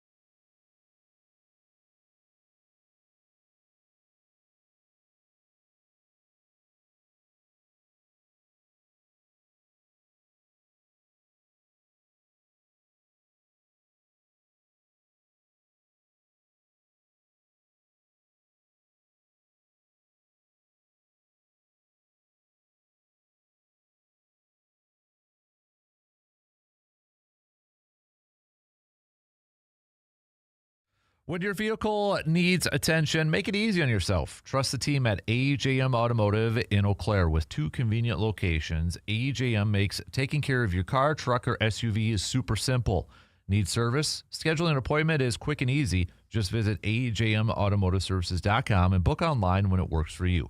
And if the unexpected happens and you're stuck on the side of the road, AJM's towing service is there to help get you and your vehicle where you need to go. From routine maintenance to unexpected repairs, AJM's Automotive Services is your local partner for honest, dependable auto care. 2 Eau Claire locations, easy online scheduling, trusted service when you need it the most. That's AJM Automotive. So we got to take another break before the top of the hour. We're running a little behind. That's okay. We get to control when we do breaks and such. So thank you. We got a couple questions for Jake Boakes, conservation warden for the great state of Wisconsin. So continue to send those. This is like your third to last call. You got to text those on over so we can get those on over to Jake, who will join us at 8:30 here this morning. But Packers again, talk a little bit about preseason game number 2. Matt Schneidman from The Athletic listed his 5 players to watch. He's got Bretton Cox Jr., Kamal Hayden, who has really gotten some more attention here, especially in that nickel role. So that's going to be somebody to kind of pay attention to. And I know Matt LaFleur earlier this week sung his praises as well. So might want to watch him. And honestly, when I was at practice, there was a guy out there. So when you go in for media, they ask if you want a roster sheet. And I'm like, yeah, I'll take roster sheet, because they actually list on there too at what periods you can record, which isn't much. So for anybody who like maybe complains online to Twitter to the reporters who don't like record video, literally there was 1.5 periods where we could record video, and they got people going around making sure, like there's somebody that's walking around with a sign saying when you can record and when you can't, and when you're caught recording, you get yelled at. So there was only, like, I say 1.5 because on the sheet it said periods 2 and 3. I think they skipped 3 because that's where a lot of people started to get yelled at, because it went from 2 to 4. They listed on the scoreboard, like what period. Okay. I swear they skipped 3. Maybe they forgot to switch it from 2 to 3 at one point, but it went from 2 to 4. And I'm like, I'm just going to be safe, because it looked like they started to do team stuff, and that was the big one. Okay. And sure enough, there's like people were getting yelled at. So like it's very secret, very top secret there. So, but my point being was like, man, 36 is out there a lot. It was Kamal. Hey, and so I'm like, oh, glad that. Jonathan Ford, he's got Jager Burton and Michael Sturdivant, the wide receiver. So Savion Williams made a sweet catch right in front of us on that sideline. So hopefully he gets some opportunities too. But I'm really kind of curious to see how the back end of that wide receiver group works out. Because I think we know the 4, maybe even 5 if you add Sky Moore. Do they carry another one on top of that? Because it's Watson, it's Reed, it's Golden, it's Savion. If you throw Sky Moore in there, I think they carry one more. So maybe that's kind of open. I mean, Goody even said they could carry 7. Yeah. They've done it before. They're not going to keep 7 throughout the season, but no. I really like Sturdivant just because of his speed and his catch radius. Really good at Florida. Yep. But Nayer's been making plays, so it's weird because their back end wide receiving room like seems to be making some plays. Yeah. So. Yep. Exactly. And then you got Shepard that's over there too. Yeah. So that might be something to kind of watch for the back end sort of thing. I think too, running backs. Chris Brooks had a couple nice runs. Actually had a nice kick return in practice. He might be number 3, but I mean, does Pierre Strong make a case? The Josh Jacobs situation is still up in the air. He was definitely the biggest trash talker on the sideline. So when they did teams versus offense versus defense was on the other side where the fans were. So the offensive sideline was right in front of us. You could hear his voice throughout everybody, just going up and down and trash talking. And I mean, he was in a good mood. Hopefully that means he's not going to miss any time. So I hope so. I've heard great things about Damian Martinez, another running back. So they've got some options at the back end of both wide receiver and running back rooms. They do. So, all right, we got to take a quick break as we wrap up the second hour before we get into the third hour. Coming up in the third hour, we'll kick it off with a little 3 up and 3 down. What are some 3 things that are rising up? What are some 3 things that are maybe falling down? We'll take a quick break and wrap up the second hour after these quick words.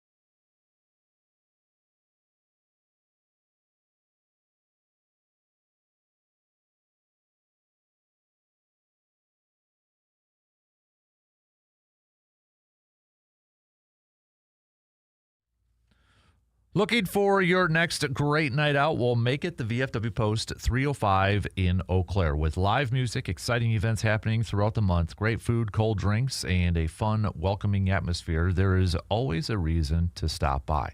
Whether you're meeting up with friends or looking for something fun to do, the VFW Post 305 has something for everyone. Make sure you follow the VFW Post 305 on Facebook to stay up to date on all their latest events and entertainment. There's always something fun going on at the VFW Post 305, located 1300 Star Avenue in Eau Claire. I didn't realize it until yesterday when somebody mentioned it. Yesterday is 3 weeks for the start of the NFL season, so we were officially under 3 weeks. Because I keep forgetting they're doing it on a Wednesday night this year. Yeah, which is So dumb. I'm sorry. Yeah. It is. Honestly, it's our fault, though, as fans, because we eat That's it up. very true. We'll watch it any time of the day, but they But- should have just stayed Thursday. Well, and it's like Seattle doesn't even open up the season then. Yeah. Like, that's supposed to be the game that opens up the season, right? The defending champions. It's a Super Bowl rematch, too. Yeah. So I agree with you. I Wednesday night no, I don't like it. I don't like it.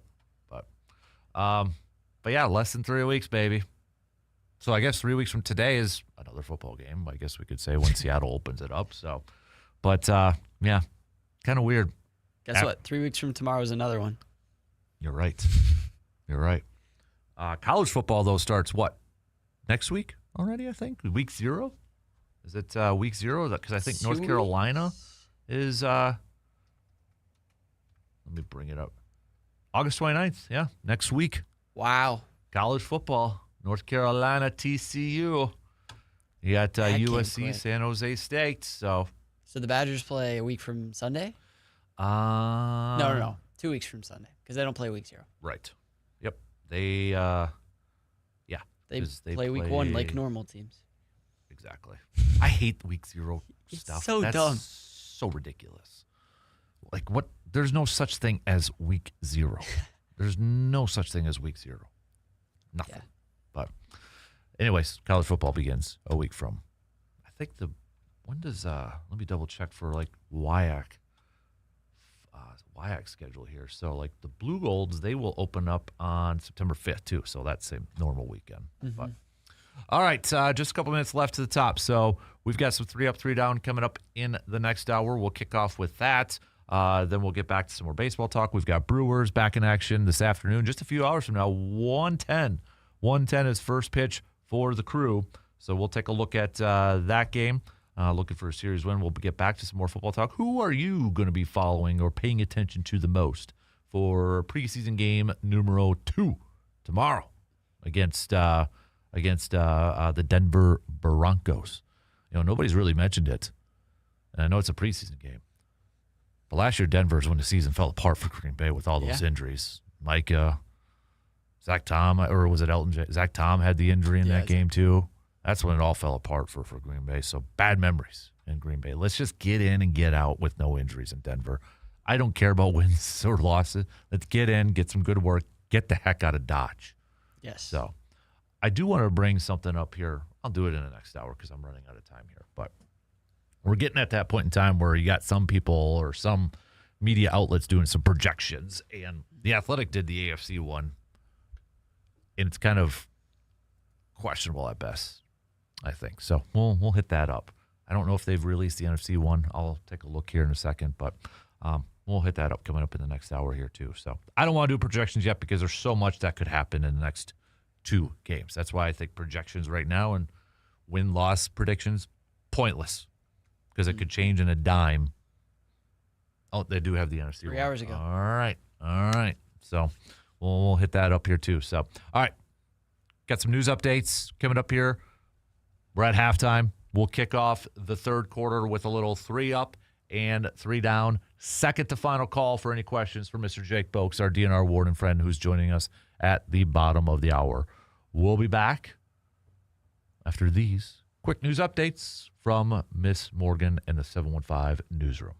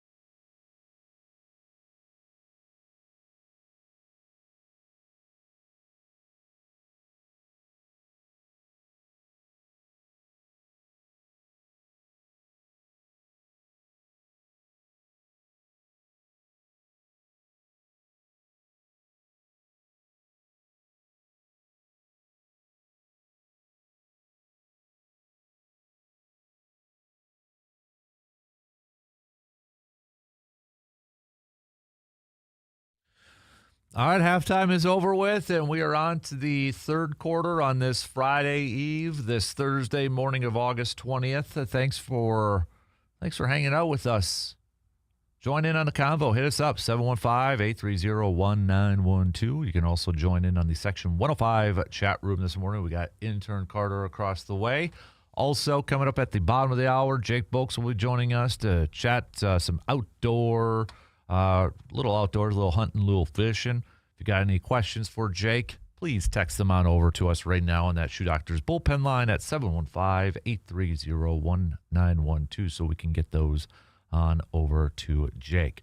Brewers back at it today, 1:10 first pitch. Robert Gasser's on the mound. Brewers looking for a series win before they begin a big series with the Atlanta Braves in Milwaukee starting tonight. So we'll get back to some more baseball talk and Brewers talk here in a skosh.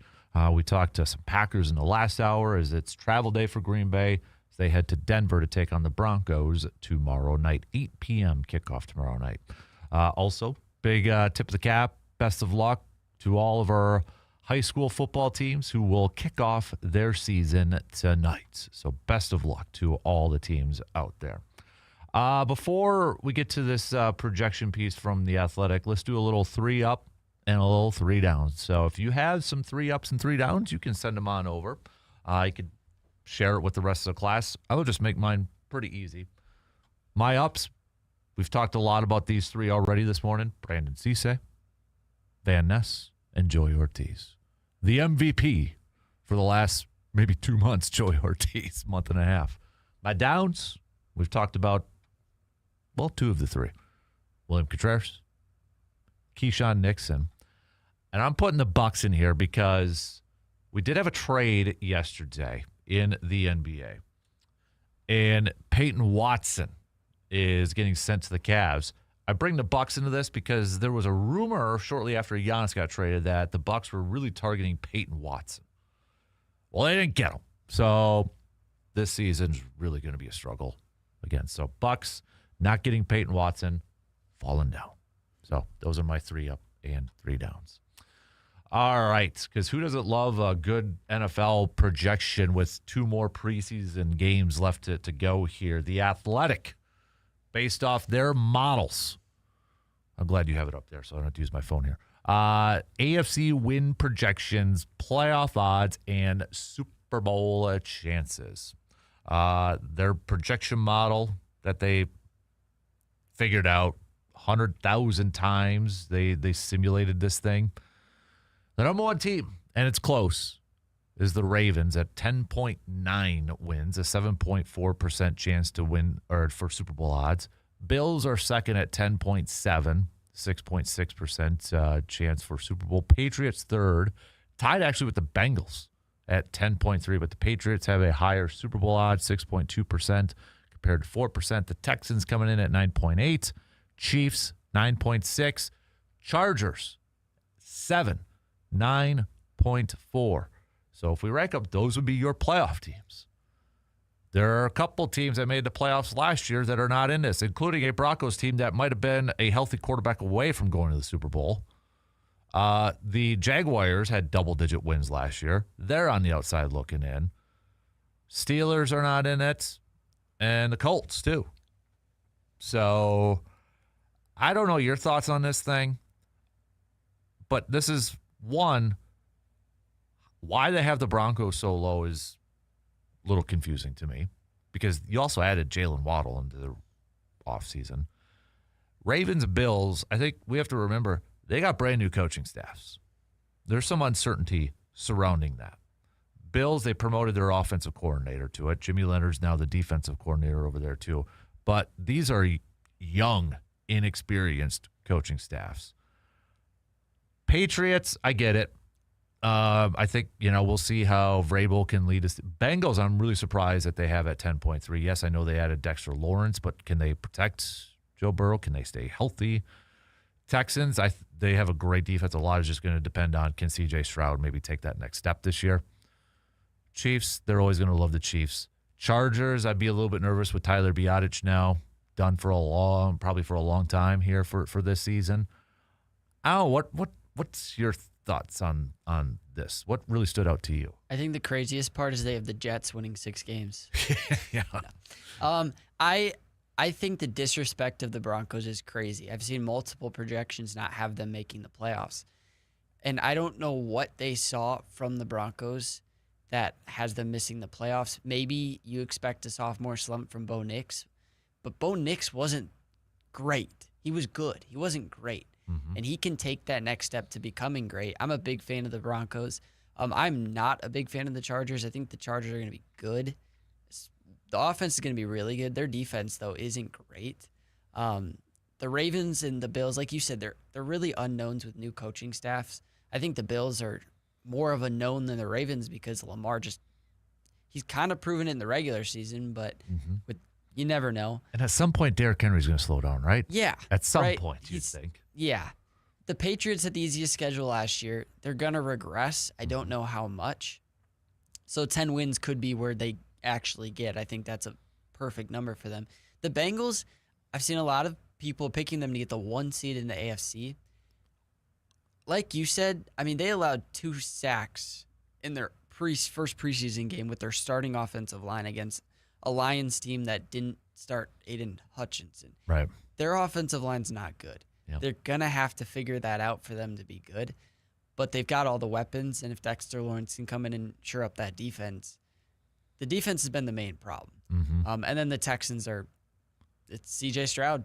Yep. I mean, really, if he can be good, he lost one of his key receivers, Jaden Higgins, tore his ACL yesterday. Yep. So he already lost a piece, but Tank Dell's going to be back. So Nico Collins is still there. So if they can get some production from C.J. Stroud, they're going to be good again. Yep. Yeah, I think that's the biggest. Their defense is awesome. They finished the season off really well at defense last year. It's C.J. Stroud is the biggest key on this. But I agree with you. The Broncos one is just that was the head scratcher for me because they were literally Bo Nix plays in that AFC Championship game. Denver's in the Super Bowl. Yeah. Mm-hmm. Denver's in the Super Bowl. And I think they win it. Yeah. Yeah. Yeah. And then so they added Jalen Waddle then to give him another target. Sean Payton's still the head coach. They still kept their defense coordinator Vance Joseph. They lost Jimmy Leonard to Buffalo. I don't quite get the Broncos kind of like regression thing here. And I don't know if it's kind of like, well, the Broncos surprised a lot of people last year, so it's going to return to the I don't know about that. That's what I'd say about the Patriots. Yeah. Because the Patriots had the easiest schedule. The Broncos play in, I mean, arguably the second hardest division in the NFL, only behind the NFC North. Mm-hmm. And especially it's going to get better because the Raiders are going to be better. Yep. And so I don't know what people are seeing with the Broncos that they're going to take a step back. I think a lot of it is based on a slump from Bo Nix. And I just don't see it. I'm a big fan of Bo Nix. Yeah. NFC-wise, now I've got this one up here. So, surprise, surprise. Who's number 1? Rams. Number 2, the Seahawks. So, the Rams have 11.6 wins in their model, a 13.7% Super Bowl chance. That is by far the highest one. Seattle's 7.6. The 49ers are third. You got a bunch of NFC West teams on there. 5.7% chance. Eagles, 4th. Lions, 5th. So Eagles 10.4, Lions 10.2, Bears 9.6. So the rankings are kind of weird here. Yeah. Packers are 9.7. They're ranked 8th. Cowboys have a 9.2. The difference here being is that the Cowboys have a 3.5% chance Super Bowl. Green Bay they have is a 3.4. So they put the Cowboys for whatever reason as the 7 above Green Bay's 8. Minnesota does come in at number 9 with an 8.7. So basically, they do have the Packers making a Super Bowl, but again, as a 7 seed this year. And really, the playoffs are all NFC West and NFC North, except for the Eagles winning their division. That is it. That's your NFC playoffs. What stands out to you about this? I don't know how the Cowboys have a chance to get 9 wins and have a better Super Bowl chance than the Packers. Yeah. I don't understand that. I mean, the NFC is pretty much cut and dry. You've got one of the best divisions in football, Rams, Seahawks, Niners. They're likely all going to be good. The Niners have some wide receiver issues that they've got to figure out. But I mean, you have Kyle Shanahan as a coach. Yeah. The Eagles and Cowboys, one of them's got to win the division. I could see the Cowboys. That's going to be a tough race at the top. And the Commanders, I think, are getting overlooked a little bit too. They're not that far removed from an NFC championship game, and I get they sucked last year, but they had a lot of injuries. Mm-hmm. And so if Jane Daniels is healthy, I could see them making a push for that division crown. And then obviously the NFC North is just toss it up and order it whatever way you want, and it could happen. Yeah, So, I mean, I think that is the only division in this thing where you have all teams in the top 9. yeah. Well, and even look at, what is it, the NFC South? The Buccaneers are 11th, Yeah, and somebody's got to win that division. you're right. I didn't even look at that.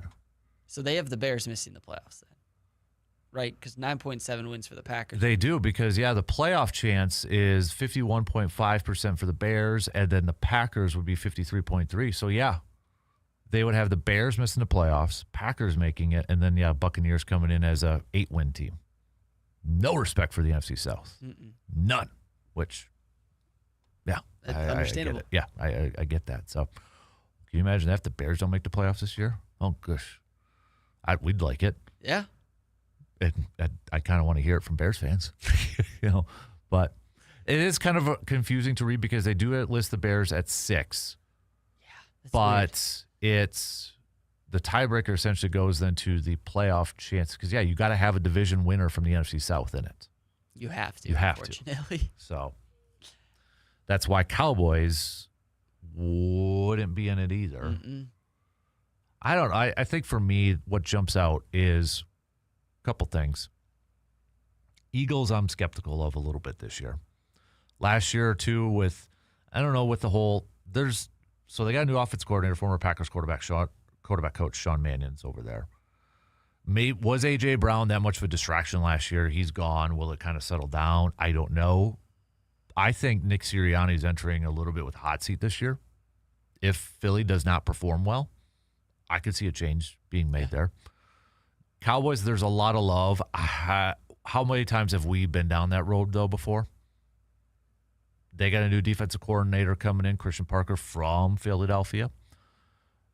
A lot of people. So I had to chuckle at this yesterday. On a drive back yesterday, I was listening to some national shows, and they're talking about the Cowboys and loving this Von Miller signing. I get it. Von Miller had 9 sacks last year. He's a rotational player, but he's still not Von Miller. But the host said, Cowboys also added Rashawn Gary, who's really good, and he's been good for a long time. I'm like, I know you haven't watched Packers football in the last couple of years. You just gave yourself away. Yep. Because the reason you probably bring in Von Miller is, Rashawn Gary's only going to play like 50 to 60% of the snaps. Yeah. Mm-hmm. Maybe Rashawn jumps out this year and that, but don't sit there and say Rashawn Gary has been really good for a long time. Otherwise, Green Bay's not trading him. I think the Cowboys this year defensively are relying on a lot of aged veterans. Von Miller, Rashawn Gary, even Kenny Clark. Williams.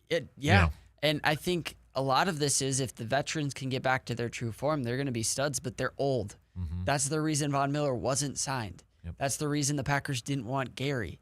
And I think this all comes back to another rough season from the Cowboys defense. Yeah. Vikings, I would agree with that because I think they're going to be – if Kyler Murray – what worries me about Kyler Murray is teaming up with O'Connell. Yep. And scrambling around and Justin Jefferson's – that's what worries me a little bit. Because it wasn't that long ago, Kyler Murray was a hot MVP prediction. 7-0 start until Rasul Douglas picked him off. Yep. So if he gets back to that, Vikings could be a sneaky, decent team that could ruin some people's hopes. Yep. The Lions, there's a lot of love with that Lions team, but they also lost some stuff in this offseason too, so we'll see. They just have the easy schedule. Yeah. I feel like it's a Patriots thing. Yeah. They got to roll through the regular season. I would agree with that. I would agree. Rams, that makes sense. There's a ton of pressure on them, though, too. Can they live up to that pressure? Even the Seahawks, they lost a lot of pieces. So, 11 wins is a lot. Mm-hmm. In that division, too, Here's the thing. You've got the top 3 teams all in the same division. I don't know if that you'd think there'd be some beating up on each other. I know everybody's going to, like, Cardinals are dead last on this thing too, so that kind of makes sense. But I don't know. 49ers, they usually get banged up quite a bit because they're going to, I know George Kittle'll still push. He ain't going to be playing right away. Probably. Mike Evans finally got hurt last year for the first time, but he's up there in age. Oh, they brought back Debo, but he's also up there in age, so we'll see how that all kind of plays out for him. I don't know. The NFC is going to be interesting to watch this year. I mean, even down to 12, I could see making the playoffs if the Giants make a run. So that's 12 teams that I could envision playing in a playoff game. Mm-hmm. That's not the same with the AFC. No. All right, we got to take a quick break, but we'll be back for a few minutes before we get to Mr. Boakes. We'll be right back in just a couple minutes.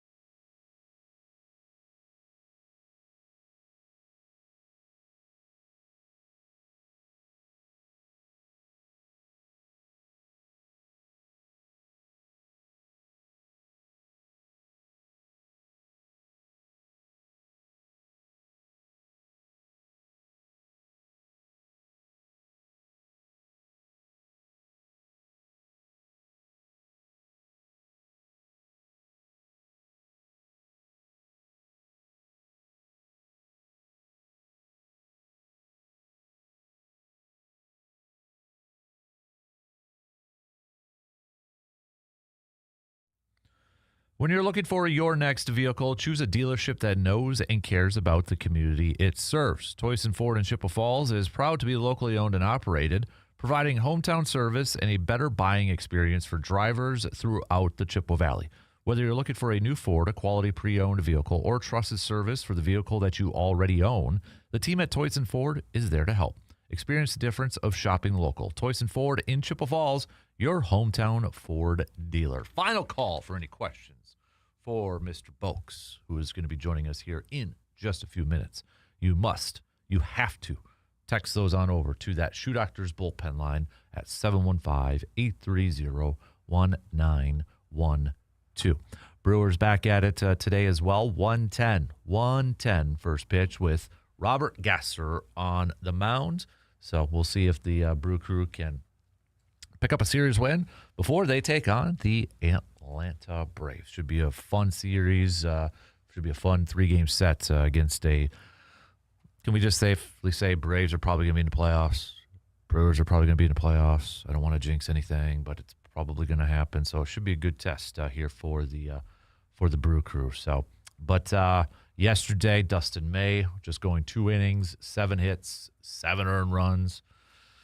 Probably damage is a little bit light if Sal or Luis Lara is in right field and makes that. You can tell Jake Bauers let up a little bit, and that's just inexperience of playing in the outfield, right? Not really. We've all done it, probably playing like, not quite sure, and didn't want to dive and miss it, and then make it worse. But yeah, they were just finding the holes. So that's baseball. One night you get clobbered 22-0.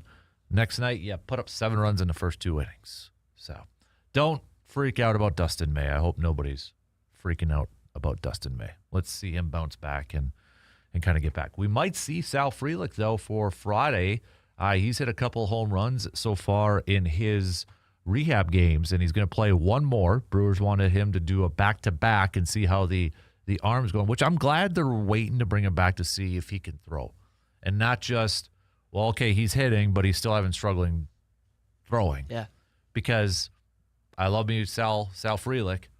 I don't want him at DH, though. No. If you're going to have Sal Frelick, he's got to be in the field for his defense. So I like that approach. I know we were kind of talking about it earlier on, like, okay, if he's back, is he a DH kind of guy? You got to make sure his shoulder's ready to go. So I like the approach that Pat Murphy and the Brewers are doing. Show us that you can throw.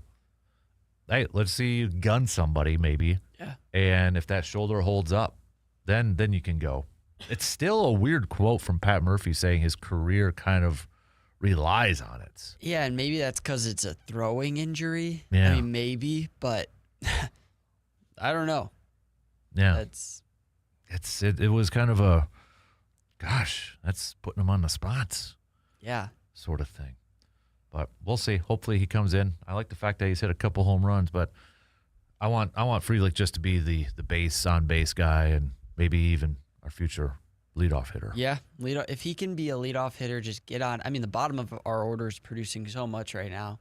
If he can just hit for average, that'll be nice. Yeah. Heck, if Joey Ortiz stays on there at the bottom and he's getting on base, and then you flip that lineup over to a Frelick at the top, come on now. And you never know if David Hamilton at the bottom or Cooper Pratt. Yep. So probably, maybe, hopefully, if everything goes well tonight, Frelick back in the lineup Friday night or this weekend at some point. So, all right, we got to take a quick break, and then we'll get to Mr. Boakes coming up here after these few words.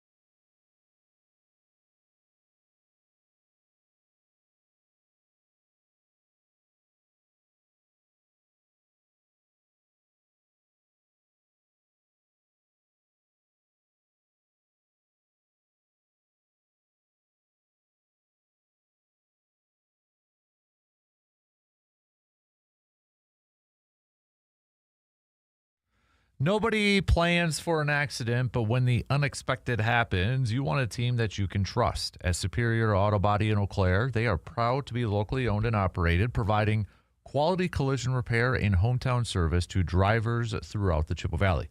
Their experienced team takes pride in every repair, treating your vehicle with the same care and attention that they would give their own.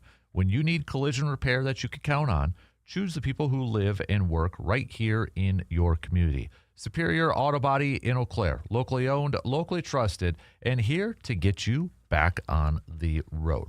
It's time for a little outdoor chat with our good friend, Mr. Jake Boakes, Conservation Warden for the state of Wisconsin. Happy Thursday, Jake. How are you? Doing good. How about yourself? Can't complain, man. Good weather out there. A little chillier in the morning. I'm liking it. It's starting to feel like August and September, dude. So Definitely cool. It's definitely starting to feel like those fall mornings. Those deer hunting mornings are coming. Absolutely. Hey, before we get to some questions, something from last week that I want to kind of revisit. The image that you sent me, the Youth Education Day for the Delta Waterfall. Do you want to kind of give a plug for that? That's coming up on August 30th. Yeah. So Delta Waterfall, if you're not familiar, it's like Ducks Unlimited, and but they have a newer chapter here in Eau Claire. They've been doing some banquets, some youth days. They've been putting up duck houses around the area, and they reached out and asked if I could talk about that. They talk about their Youth Education Day. They're having it at Westgate Sportsman's Club on August 30th. I believe that's a Sunday.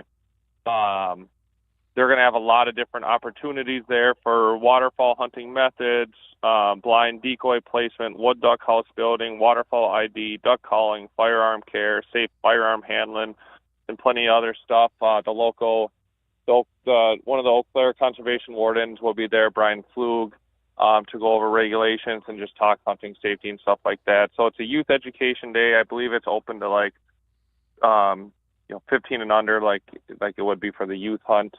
I think they were looking for 20 to 30 spots, and when we talked last week, I think they're already halfway there. So if you have a son or daughter or grandson or granddaughter that is interested, whether they've hunted or not before, it's a good opportunity. It's not, there's no seasons open on that day, so it's not like they're going to go out hunting after that.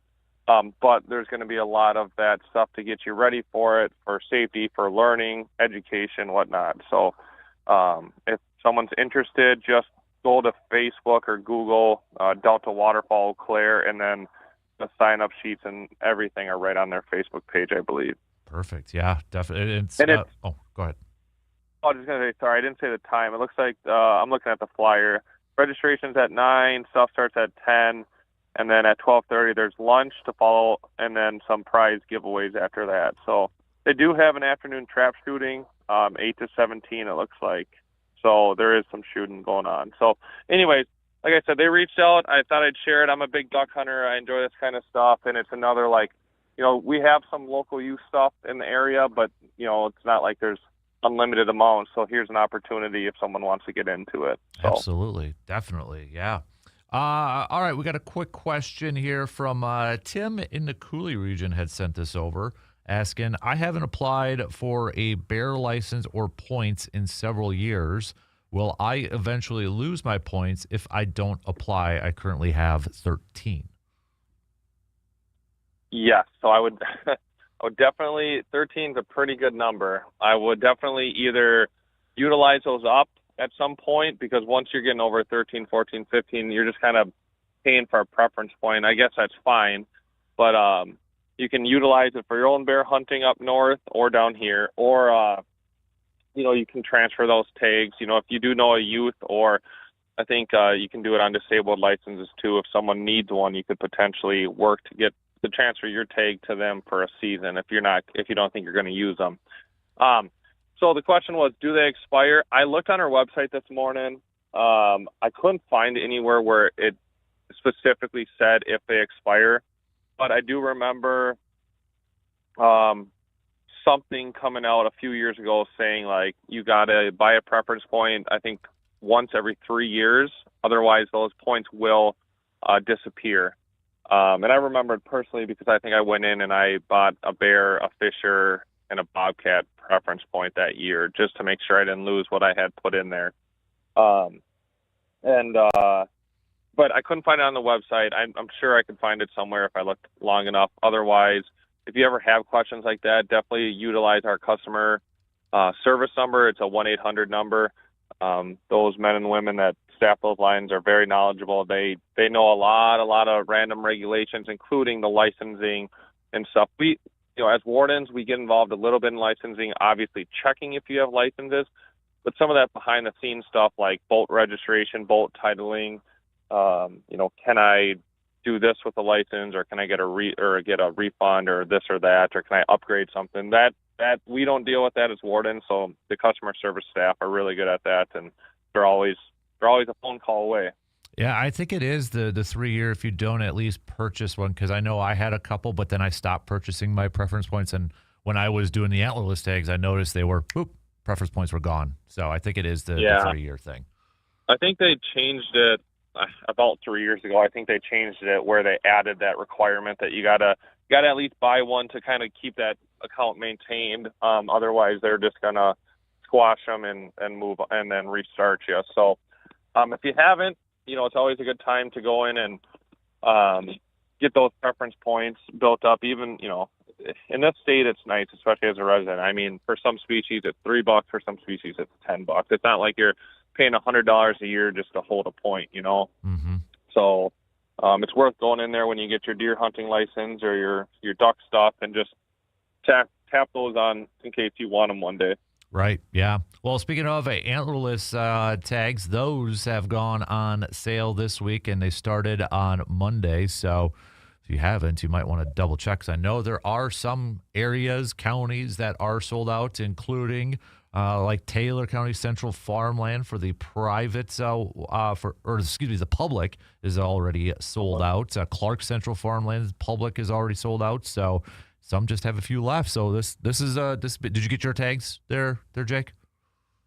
I hunt in an area where luckily that's not a problem. Hunting in some of the central farmland around here, they give out plenty of tags. So I haven't had that issue, but to your point, everyone that you read there was public land. Mm-hmm. So if you're going to hunt public land, it's definitely worth going on today, tomorrow, sometime this week or this weekend, and get those public land tags, because those are the bonus antlerless ones that disappear. Sometimes up in the north, if they have like private land bonus antlerless, sometimes those disappear quicker.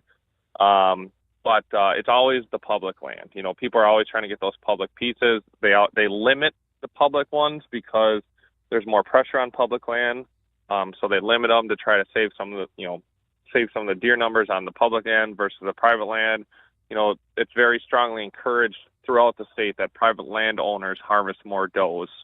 So that's another reason they give out so many private land tags, is because it doesn't matter where in the state, maybe up north, maybe some pockets here and there, but the does on private land are the ones that, could be harvested a little bit more. And today, according to biologists. Gotcha. And I know. No, you're good. I'll caveat on it. And today, all zones will be available. So I know like the 17th, 18th, and 19th, certain ones became available, but all zones will become available today. And for anybody who does maybe like Eau Claire Public, I was just looking at it, and there's like, where did it go? Only like 100, I think, left. I'll have to double check it. But yeah, those public ones, if you rely on public hunting, that's where I'm glad you mentioned that too, because I was actually going to ask that, what the big discrepancy between public and private available tags is there. So yeah, it looks like the Eau Claire County Metro subunit is 0. So Eau Claire Central Farmland, just 280 it looks like. Sure. If the subunit's 0, I guess I wasn't part of CDAC. They might have gave out like 250 of them or whatnot, but they might have just gave out none of them as bonus tags, because likely if you select Eau Claire County with your archery or gun stuff, you're probably going to get 1 or 2 of those automatically with your license in Eau Claire County. So that's probably why there's not any bonus ones, because you'll get them automatically. Gotcha. And the DMU 201, which is Eau Claire Central Forest, only has 103 left, according to the website. Yeah, so those ones will go. Those will be gone by the weekend, end of the weekend for sure. Absolutely. Anytime we check people over, east of Augusta, west of Neilsville, north of Cornell, or not north of Cornell, north of Jim Falls, stuff like that. When you start getting in those Central Forest zones or those, DMUs now, when we see people with does, it's like, all right, do you actually get a take? Because they're far and few between. Mm-hmm. So the fact that they're still 100, which is a good sign for anyone listening, that you might want to go pick one up if you got an opportunity. Right. Hey, Jake, just maybe a reminder too with these antlerless tags. These again can be used during bow or rifle season, correct? Yeah. So antlerless tags are not season or weapon specific. So the opening day could come. You could have purchased your archery and gun tags and bought bonus tags, and if you had 9 does standing out on your farm, you could shoot them all with your bow if you wanted, and clear out all your bow tags or doe tags, or wait till the gun deer season, not use any of your archery stuff and then use them all during the gun hunt.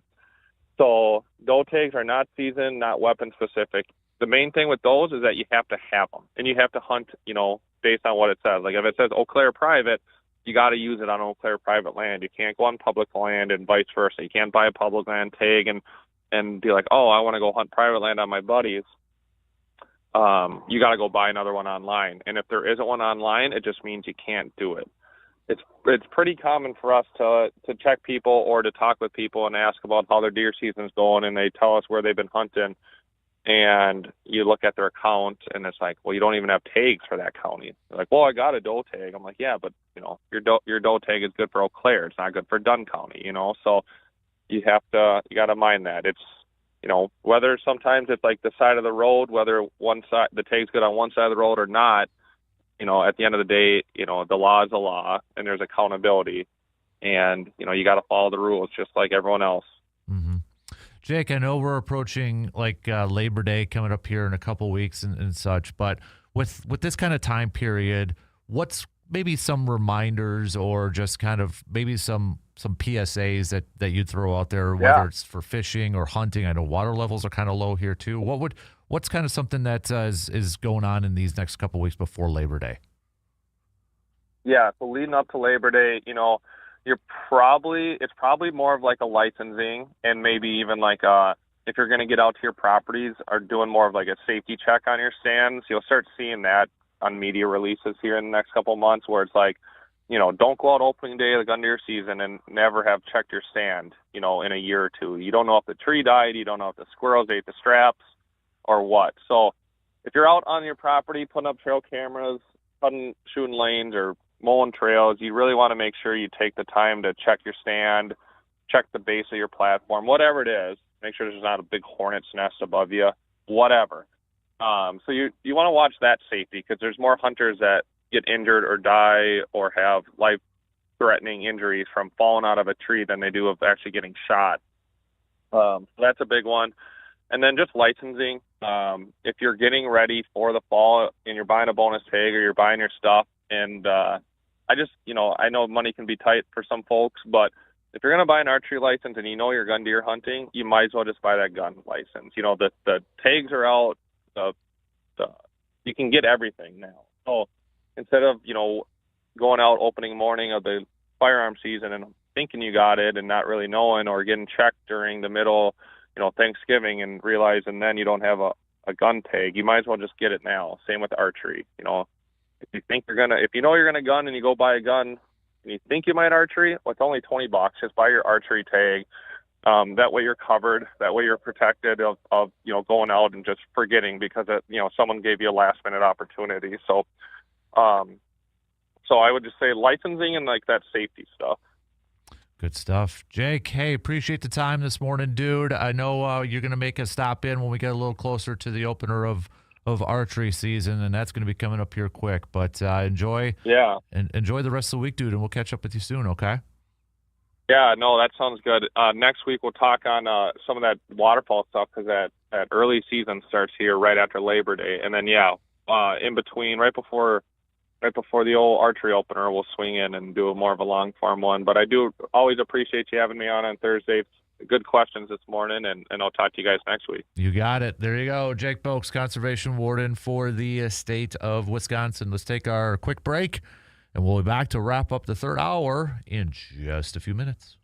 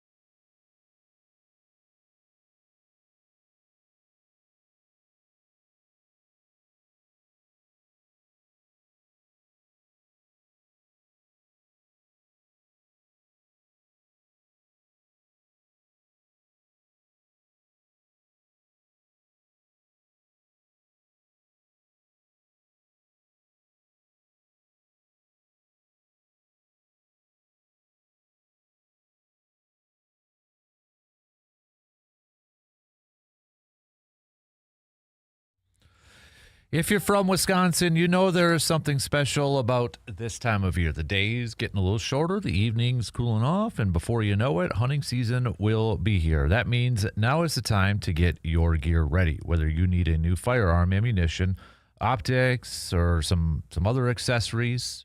Just make a trip to Tilden Gun. The folks at Tilden Gun aren't just there to sell you equipment. They're hunters too. They know what works. They're happy to answer your questions, and they'll help make sure that you are ready long before opening morning arrives. So don't wait until the last minute. Stop by Tilden Gun, get geared up, and start counting down the days to another great Wisconsin fall. Tilden Gun, helping Wisconsin hunters make the most of every season. Happy hunting and good luck, and be safe in the great outdoors. Got about 7 minutes left to the top of the hour. So we'll, coming up in the next hour, talk some more baseball, talk some more football. It's Packers travel day today before they head on over to Denver. What will you be watching, you fine listeners? What will you be watching in game number 2 tomorrow? Position-wise, player-wise, who's got to have a game sort of thing? Might as well start to bring that back as we get set for the football season. Every Friday before we get to a game, we always do our who's got to have a game type of picks. So if you got that, you can send it on over to us. Brewers again, 110 today, 110 taking on the Mariners before they begin that series with the Braves. So we do have actually some preseason games tonight if you do want to get into a little bit of football mode. If you're not going to be watching some high school football, that does kick off tonight. There is some NFL games that are on the docket here. Just 2 of them. But you got the Raiders versus the Texans, and then the 49ers taking on the Chargers if you want to get your preseason game fix in. But I guess that one is on ESPN, the Raiders versus the Texans. What do you think about the Mendoza talk that maybe he should start the season week 1? I don't know. It's hard because, you look at what the Packers have done with all their quarterbacks. They sit them for a year, and they go and perform well. The hard part is Kirk Cousins is coming into a new system. He's getting up there in age. You don't know how good he's going to be. He wasn't good in Atlanta last year. I think Mendoza's going to start at some point. Mm-hmm. It's when. I'm more of the why not start him week 1. He was your first pick of the draft. I get wanting to hold him out, but I don't know how much he's going to learn from Kirk Cousins. It's not like Kirk Cousins is a Hall of Fame quarterback. Mm-hmm. So it really doesn't matter to me either way because they're not going to win a lot of games, but I would rather see Mendoza start. I think I'm at the point now where I wouldn't start him. I feel because not everybody's going to be like a Bryce Young where you start him and then he stinks and then you bench him and then you come back and he's like, oh, wow. What does it hurt to just bench him at this point? Or bench is a strong word. What does it hurt to not start him and just roll with Kirk Cousins? I think that's why you brought in Kirk Cousins, is to be the sacrificial lamb for the first few games when things aren't going well and kind of build it up. But you know what? Mendoza can change the narrative if he continues to play well. And does a Russell Wilson sort of thing with Seattle. If you might be too young to remember this, but Matt Flynn was brought in. Yeah. Matt Flynn was going to be the starter. Russell Wilson performed really well. Russell Wilson got the job and ended up winning the Super Bowl. So I think Mendoza and Cousins are really similar players. Mm-hmm. So I don't think, like you said, I don't think it matters who you start. I think the result's going to end up the same. Yeah, I think a lot of it is going to depend on, are you confident in the mental makeup of your quarterback? Mm-hmm. Because I do think that's a detriment to a lot of quarterbacks. And this is where I do give some credit to Drake May. When he was a rookie, he's like, he's got no offensive line. He's got nothing. Why would you do that to him? He did. Then they surrounded him with protection, got a new coach in, and he performed really well. So I think if you have a plan, just stick with your plan and go for it. Don't cater to the fans and media at this point. So, but it'll be interesting to kind of follow here and see where it kind of plays out, I guess. Are there any other teams, position battles, quarterback battles, nuggets around the NFL that you're kind of curious to follow or have kind of sparked your attention? Well, the Browns are insane. I think that's one of them. I don't know what they're trying to accomplish in Cleveland. It's throwing away another season and not seeing a quarterback that they should be seeing. I'm interested to see in Arizona. You saw Carson Beck play extremely well in the Hall of Fame game. I didn't think he was great at Georgia, but he played well at Miami and then comes to the NFL and balls out in his first game. And so I'd be interested to see if he gets playing time this year. Maybe after a couple of games, if Brissett starts playing, not great. Does Carson Beck play at all? There's not a ton of positional battles this year. Mm-hmm. Obviously, the Vikings was one, but that really wasn't a battle. I think most of us thought Kyler Murray was going to start. Is the Browns the only quarterback competition left? I mean, if we don't count the Raiders one. Yeah. Falcons, it seems like it's going to be Tua because Penix is just still coming back from injury. So I think so. I think you're right. Because who else would be out there? Just looking at, it's not Jets are going to go with Geno, Malik, Baltimore, Chicago, Detroit, no, Tampa, no, New Orleans, no, Carolina, Atlanta. I think is just by default it's Tua. Yeah, I think you're right. Yeah, there you have it. That's the only one. And I still think it's going to be Deshaun. Yeah. That is such a messed up situation. Yeah. It really is. Over, under 2.5 games, Shedeur starts this year. Over. You think over? Over. 5.5? Over. 7.5? Over. 9.5? That's where it starts to get a little bit. So like half? I think he starts a little over half. So I'd say 10 games he starts. I don't see Deshaun Watson playing a long time. I think Deshaun starts, and if he struggles, that leash is short. Like, I could see if Deshaun Watson comes out in game one, throws a couple interceptions in the first half, they're going to Shedeur in the first game. And then if Shedeur plays well, they're not going back to Watson. So it's almost like, hey, we know you've been injured a lot. We'll give you a shot here, but that leash is like this big. Yeah. But same for Shedeur. If Shedeur struggles, then Watson's coming in. Yeah, that's just going to be a mess in Cleveland. I could see it going back and forth a lot. Yeah. Man. All right, shot clock's cutting us off. We'll take a quick break and be back to kick off the final hour after these quick news updates.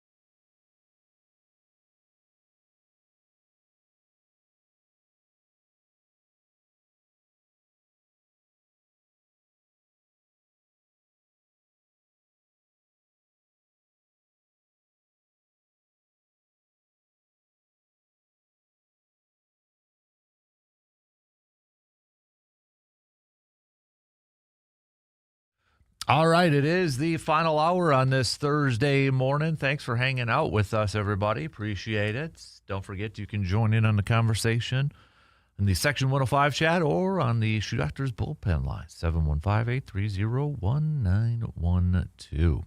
Brewers back at it this afternoon. We are just a few hours away from first pitch. 1:10. The Brewers will be back at it with Robert Gasser on the mound for the Brew Crew. So Robert Gasser, kind of inconsistent, coming off of a would you say quality start, intern Carter, against the Dodgers? Even though he got charged with a loss, it was a quality start, right? So looking to kind of consistently put those things together. So he's on the mound, but it'll be, I mean, you got a desperate, I'm calling it a desperate Mariners team because they're still in a playoff chase. They're still trying to get back to the postseason here. So a little bit desperate. They're a couple, like 3 games back, I believe it was when we first looked it up here. So, but, Brewers also, I mean, they're getting a little pushed with the Cubs behind them. Now you got Kirby going on the mound here for the Mariners. George Kirby, he's 8-9 with a 3.89 ERA. Is it going to boil down to whatever pitcher can shut down that offense? Whatever pitcher performs the best today? I mean, that usually could be the case for every type of game here. But is it fair to say, though, too, do you feel a little bit better about the Brewers' offense recently? Yeah, a little bit. I think more of it is they're just taking their walks. They're going back to stealing bases. They're just getting on base, and that's a lot of what you didn't see versus, I mean, it kind of started with the Twin series. I know they took 2 of 3, but then it bled into the Padres series. But recently, they've been getting on base, stealing bases. They're playing good defense, and that's kind of the Brewers' baseball. And that all is going to lead to a lot of offense once Contreras hits, if Yelich ever hits, when Terang starts to hit again. And even, I mean, Churio had 3 hits yesterday, but he hasn't been great. So Ortiz isn't going to do this the whole time, but you've got really good play from the bottom of the order right now, and they're playing the Brewers away once again. So it definitely feels better than what they did against the Padres. Mm-hmm. Yeah. What's ESPN's latest power rankings? I saw you had that. Still the Brewers. Okay, it says Milwaukee recovered nicely after being swept in San Diego, taking 3 out of 4 from the Dodgers, and it came when the Brewers needed to create more space in the NL Central. Extend their lead to 5 games with wins on Saturday and Sunday, while the second-place Cubs were losing to the Cardinals at home. It was a huge turn for the Brewers as Chicago has been closing the gap since the deadline.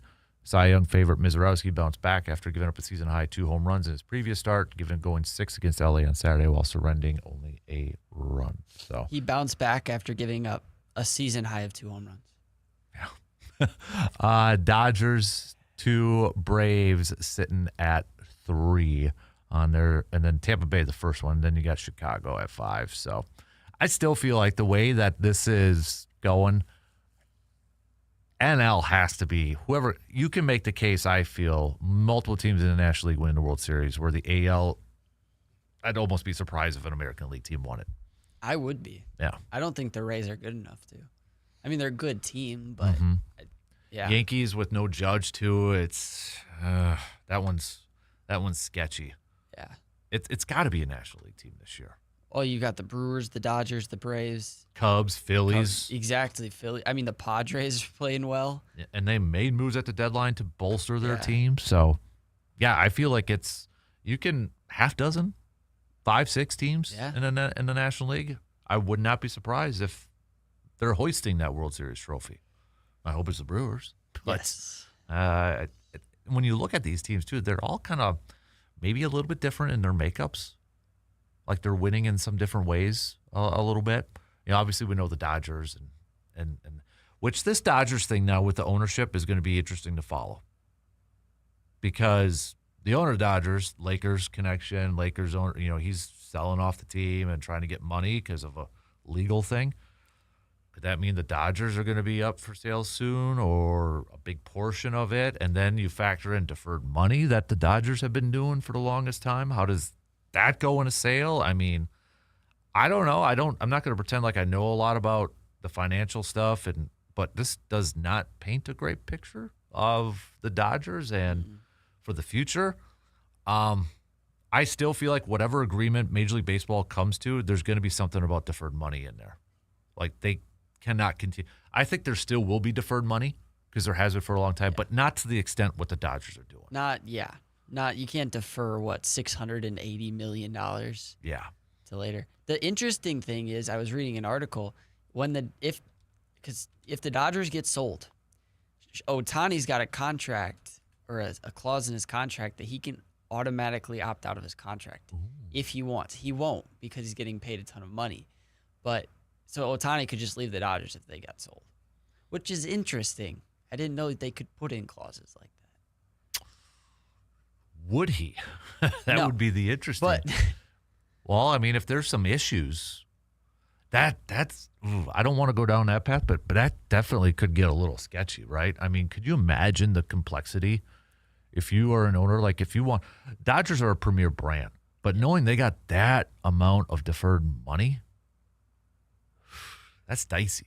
Well, especially when the MLB, I mean, I don't know how they're going to void the contracts if they do come to a salary cap or like you said, a deferred thing in the CBA. Mm-hmm. But the Dodgers won't be able to keep their contracts. Yep. So something's going to happen. So, I mean, maybe he gets nervous and opts out then. Right. Gosh, that would be, that'd be something. Something to maybe follow, though, too. And it's almost like, did they know that this was going to catch up to them at some point? So that's why they really did this the last couple of years. I think so. Yeah. I think that's why they went all in this year for school, because they may not get another chance to do it. No. Which good for them. And the thing is, like, deferred money, like Brewers do deferred money. Yeah. You know, every team, I shouldn't say every team, a lot of teams do defer. Like Ryan Braun is still getting deferred money. Christian Yelich is going to get deferred money. A lot of those players still get deferred money. Bobby Bonilla is the joke one, right? Day. And, okay, that's $1 million every year for up until 2030 something, I think it is. There's still going to be, I think, a part of that. You can't do what the Dodgers are doing, and literally like where Ohtani's going to get more money when that contract is done. That's ridiculous. Mm-hmm. That is absolutely ridiculous. And the fact that it went that long without being exposed is actually pretty remarkable, unless teams just thought that's bad business, which right now it might actually be bad business for the Dodgers here. But at the same time, I mean, they got World Series rings out of it. And they're cashing in on Ohtani's worldwide appeal, too. Exactly. So you could lose them and it'd still be a win. Mm-hmm. Yeah. I mean, that's the other. They're making a boatload of cash on Ohtani with his image, with worldwide, sales and marketing. That's the other part of Ohtani. And honestly, he's probably getting a ton of cash elsewhere, even though he may not be getting a ton right now from the Dodgers. Yeah.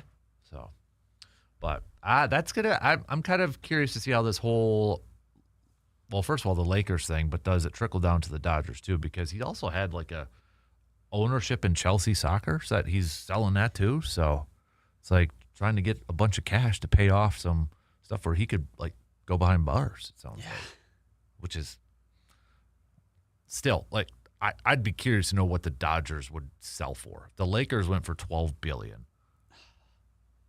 When was the last time a baseball team got sold?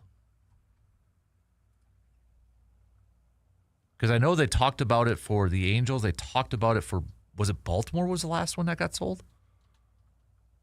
Because the Twins almost did, but then they decided not to. Okay, so Baltimore. Tampa Bay. $1.7 billion. Were the last Major League Baseball team sold with $1.7 billion. Didn't the Twins get sold recently? They were going to, but then they didn't. Padres finalizing sale. That was this year. $3.9 billion. So if the Lakers went for $12 billion, the Padres at what? Dodgers got to be double digit, right? I would think. Although MLB teams are going for less. Which is interesting because there's more game. There's more games. There is. I wonder if the Lakers are just it's the brand. The Lakers, yeah. Which the Dodgers have a brand, but not like the Lakers. I mean, maybe they do go for 12. I mean, maybe that's the number for them too. And then the other part is, so how much does it devalue if they got all that deferred money? Yeah. It has to, right? I mean, because the new owner would have to pay that. So I don't know. I don't know how that all works, and I won't pretend to like I know it, but interesting. All right, let's talk some more baseball. We got to take a quick break, but we'll be back in just a skosh.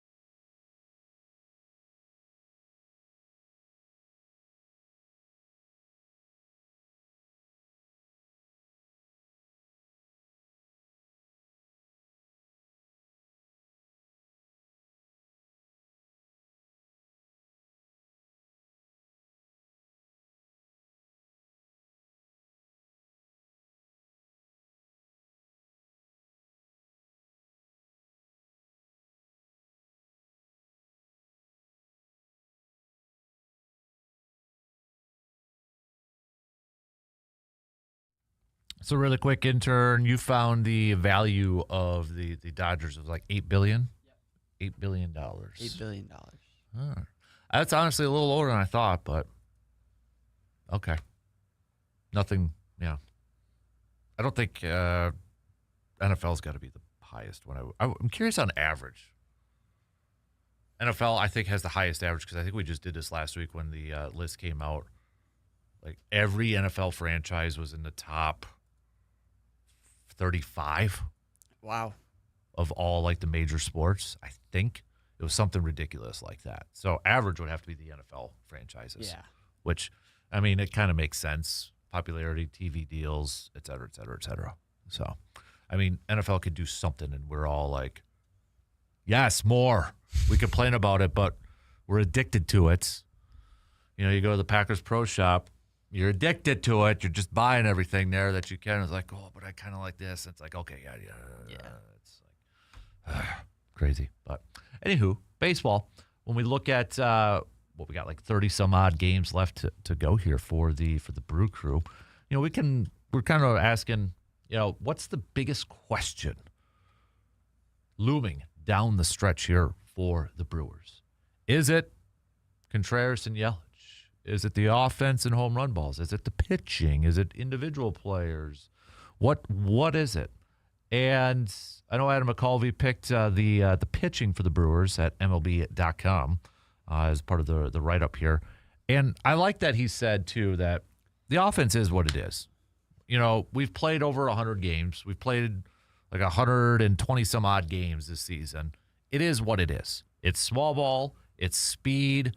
It's working the count. It's making you play defense. It's the same offense as last year, right? It's essentially the same offense as last year. Whether you like it or not, that's what they're rolling with. Maybe somebody will get hot and be a power threat when the postseason comes, but we're running it back with this offense. So if that's the case, would you say the pitching is better than last year and the pitching is what's going to maybe carry them to that World Series? I mean, I think the pitching's better. I think Dusty May is really comparable to Freddie Peralta from last year. Yeah. Like, I really do. I think that's a really good comparison. And I think we have at least 2 pitchers better, maybe 3 this year, depending on how Kyle Harrison shows up, which he pitched really well a couple days ago. So the question is going to be our bullpen. Can McGill stay as good as he's been? Abner needs to come back and pitch well, and Ashby's got to keep pitching well in leverage situations. But I think our pitching staff's better this year. I think it's more, it has the ability to be more, I don't want to say predictable, but consistent maybe. Yeah. Because last year, especially that Dodger series, was like, okay, we're going to throw an opener, or we're going to throw Trevor McGill starting the first inning against the Cubs, which I got that game plan, right? You got to start off on a high note instead of starting from behind. This year, it's traditional might be the best way. Yeah. More traditional in terms of starters. Miz, compared to Miz last year, Miz was great in the postseason, but he wasn't a starter. So, by default, Miz is better. Logan Henderson's better. Mm-hmm. No offense to like Jose Quintana or Aaron Ashby, how many times he started those games. From a starting pitching standpoint, Logan Henderson's better than Quinn Priester. Yeah. Priester won a lot of games last year, but postseason he kind of, went bye-bye. Chad Patrick, reliever now.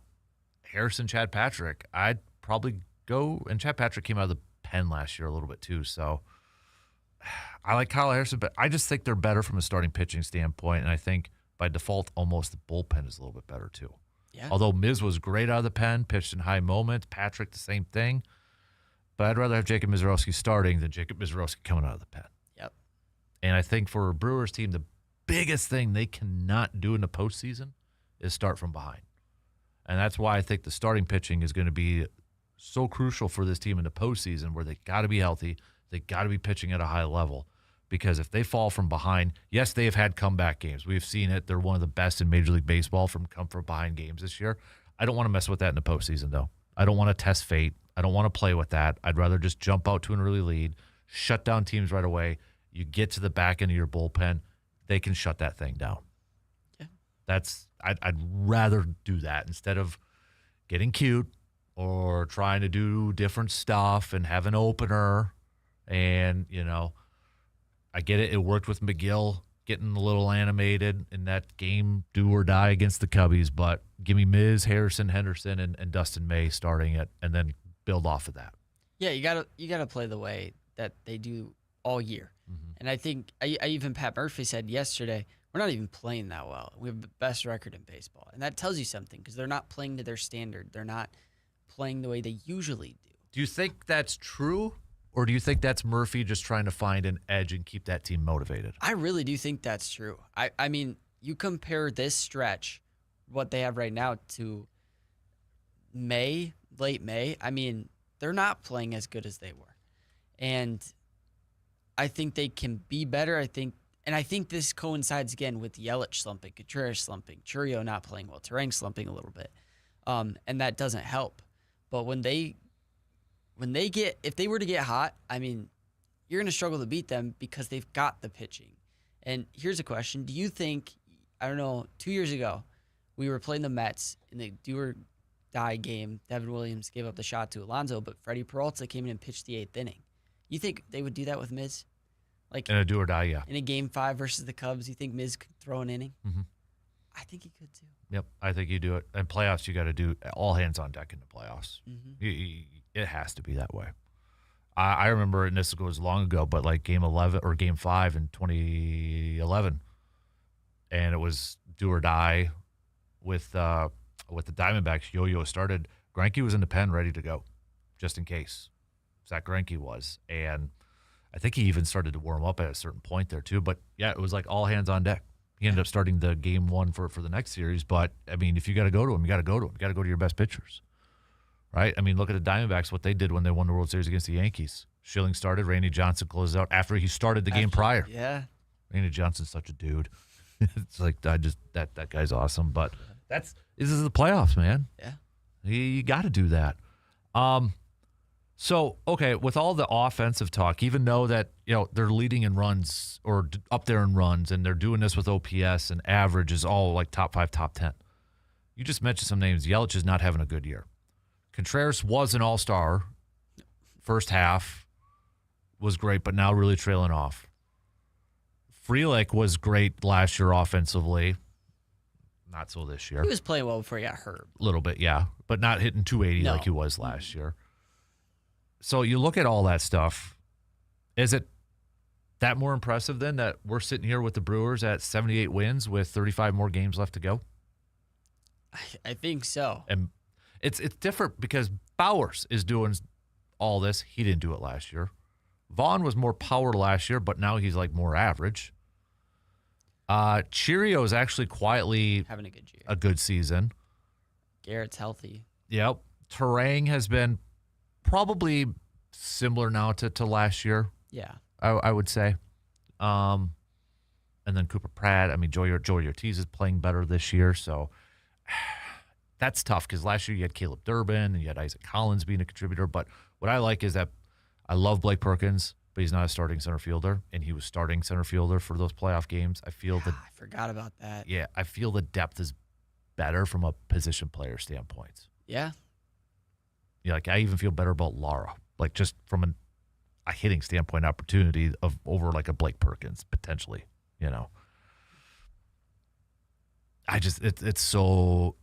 It's going to be so much pressure on this pitching staff when it comes to the postseason. But give them credit to where credit's due. They have pitched in big moments, and they have answered that call. Miz did it last year. Miz did it again this year. Logan Henderson's been doing it. Kyle Harrison's even done it. So they've answered that bell. I don't know if it's just because they're too young to know any better or they got ice in their veins, but you're going to have to ride with them. Well, and again, you never know how hot you could get going into the postseason. I mean, if Contreras all of a sudden starts hitting like the first half and Churio, you're going to be a team to be reckoned with. Well, look at what Churio did his first postseason career. Yeah. Dude Churio's a clutch player. Yeah. The moment's not too big for him. Yep. Just imagine if Garrett Mitchell gets hot like he did. I mean, he was willing our team to wins during that stretch. So I think it all changes if they are to start hitting better. And that's the thing we can't forecast yet, right? That's the hard part. We got 35 games left to go, which doesn't seem like a lot, and it's not a ton, but it kind of is yet. It's still a month.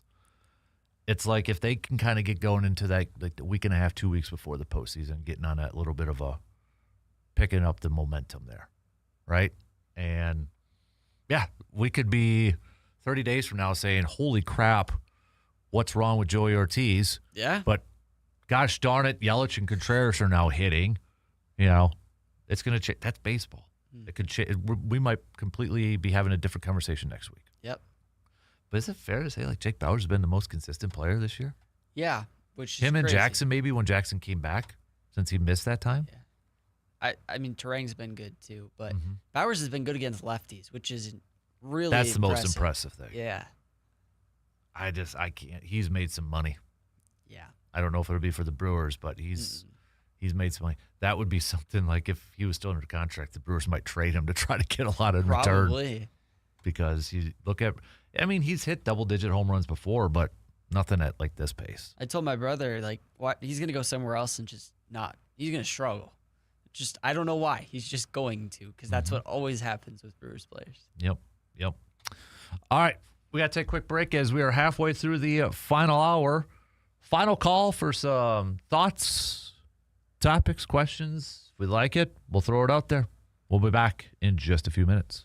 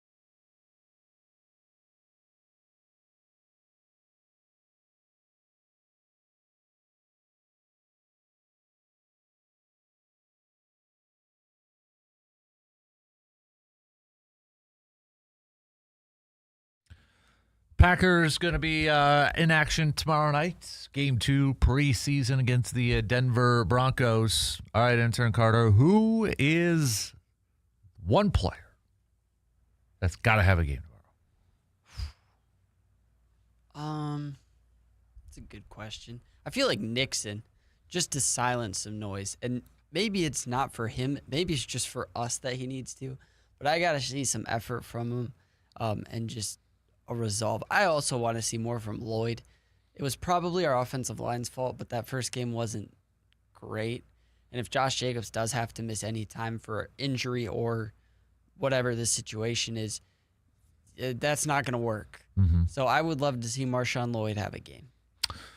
I like the Nixon one. I think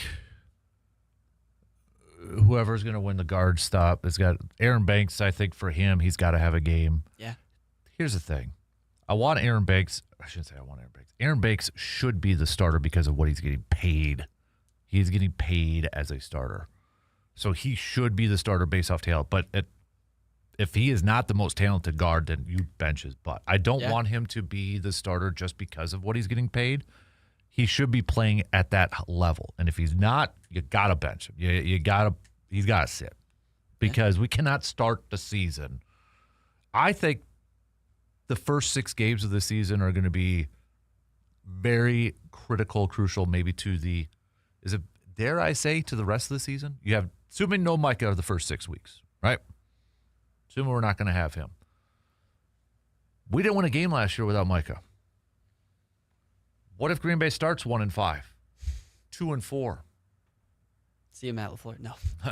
But, I mean, what the prospects of turning that thing around, it's going to be tough. I'm not saying it's impossible, but it's going to be tough. So this team has got to be a team. This is why I feel like this game's important in terms of you've got to start to figure out who's your starters. Yeah. Who are your go-to guys? Because if we enter next week in the final training camp and it's still up in the air, it's one of two things. One, you have a lot of really good options and it's tough. Or two, we don't have any good options. And I think it's that. Like, if there was really, and obviously they're not that bad, but we all think Banks should start because of his pay, but he's not good enough. But at the same time, Jair Burton, we don't know if he's good enough to start. So I think it's in that ladder where it's like they're almost not good enough to start, which is very concerning.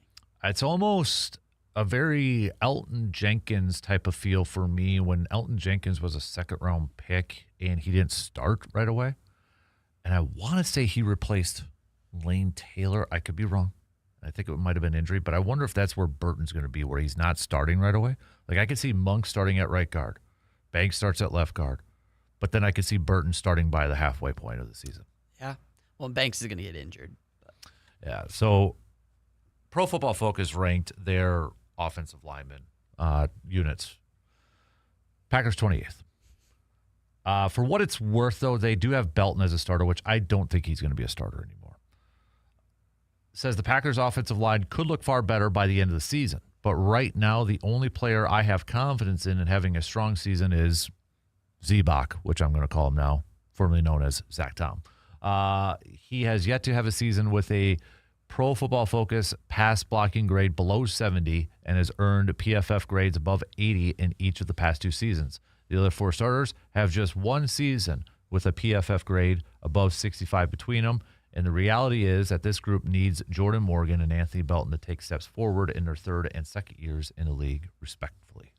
So, is it almost fair to say,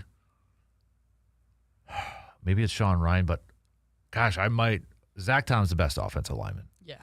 The one that I'm not worried about. Is the next offensive lineman you have confidence in Morgan or Ryan? Probably Ryan. We paid him. Mm-hmm. Morgan's still a little bit of an unknown. He's performed well recently, but I think it's got to be Ryan. I do feel like that this is a group, like the first line, that says it could look better by the end of the season. I think they're going in with so much uncertainty and question marks that people don't know how to assess them. Yeah. They don't know how to grade them. I wouldn't be shocked if Green Bay, like if they redid this ranking, say week 13 and they're top 15. But I wouldn't be shocked. Or they're last. Or right? they're still at the bottom. Like, there is just so much uncertainty surrounding it. This isn't a 2014 line where it was Bakhtiari, Balaga, TJ Lang, Josh Sitton, and Corey Lindsley. It's not that group. Yeah. But could it be a good enough group that's better than last year? I think it can be. Mm-hmm. It's just we don't know. We haven't seen it, especially if they do throw out there a Jager Burton and a Jacob Monk who we haven't seen before. So that's one thing I really want to take away from tomorrow night's game is, can we start to see the cream of the crop rise? Who are the guys who are going to be your flipping starters? Because I don't care how much the game has changed over the years. If you don't have an offensive line and you don't have a defensive line, you're not going to win. Nope. And the fact that we're still talking about this for Green Bay for both sides is kind of a little concerning. Well, especially not with Matt LaFleur's type of offense. Mm-hmm. You have to run the football. And we even saw last year, when we couldn't run the football, we couldn't score. It's like in the Carolina game, we couldn't run the football, we scored 10 points. So yeah. We got to be able to run the football. Yep. Just curious. Detroit, they have ranked at 19th. Where's Minnesota 12th, which I know they've always had problems with offensive lines, so they've got to be ecstatic with that. Bears, I know, are top 5, I think. Yeah, they're number 5, which, they've invested a lot of money over the years with their offensive line. Mm-hmm. So, yeah, I can see it trending upward. I could see it being better than what we're looking at just because it's such a big unknown, but I can also see it not working out either, which, yeah, hopefully they get it right this time. Hopefully. But other players, I think, kind of have to have a game. Really, it's. Do you think Trey Smack bought himself some time? Yes. Like, if he were to go out and go 1 for 3, 0 for 3, I still think, obviously, there would be a little bit of panicking, but I think he bought himself some time with his first game. I think it's interesting that Goody still said in his presser the other day they want to carry 2 kickers. Yeah. That they want to carry 2 kickers this year, which, if you have 2 kickers, you don't have a kicker. Yeah. Right? That's this isn't what it was how many years ago when teams would carry 2 kickers and one was a kickoff specialist and one was your field goal kicker. The fact that if you're carrying 2, you don't have one. I don't like that. It's like when you hear teams say, yeah, we got 2 starting quarterbacks. That means you don't have one. Yep. And that does make me nervous. Now, maybe Trey Smack is the type of kicker that, okay, not the greatest at practice, but when the game's on the line or when it's during a game, cool. Great. I don't like living on the edge of that seat, because all week we got to listen to, he was like 50% in practice, but then he goes to a game and he's 100%. It's just a glass case of emotion at that point. I think they're going to be more patient with him than what they were with Anders. Yeah. Regardless of how this season goes, I think they'll be. And they were pretty patient with Anders. Mm-hmm. Yeah. So. But I was surprised. I will be honest with this, that they released their 4th quarterback drones after that first preseason game. I know Matt LaFleur said it was strictly a football decision. It's hard to get reps for all those guys. But he did not look good in that game. And I know the offensive line wasn't good. But the fact that it was that quick, since they were really so high on him with the pre-draft process, I thought that was going to be a guy they were going to stash. I know Kyle McCord was really good, but almost makes you kind of wonder, Love's going to play in every game for these preseason games? He's definitely going to play tomorrow. I don't want him to play in the last game. Yeah. I don't think there's needs. And Tyrod Taylor is a veteran who, it was kind of curious or interesting when I was watching practice. McCord was getting reps before Tyrod Taylor. There was even instances where Taylor wasn't even taking reps. Now he's a veteran. Are they trying to, a little bit slower in that? I don't know. He needs I would reps. I would be a little surprised and actually a little disappointed if they move on from Tyrod Taylor. I'd rather have a veteran in case something Jordan Love had. I don't want him to say, okay, Kyle McCord won the second quarterback job. No. I don't want that to be the case. No. And I hope that's not going to happen. But I was a little surprised that they gave up that quickly. Yeah. I was too. I kind of liked him too just because of his running ability. But, Tyrod Taylor didn't look great in the preseason game either. So, But We'll see how it goes out. Let's take our final break here. We'll get to some picks as we wrap up this this Thursday show. Brewers, will they avoid a series loss to the Mariners? We'll make that pick and more coming up in just a few minutes.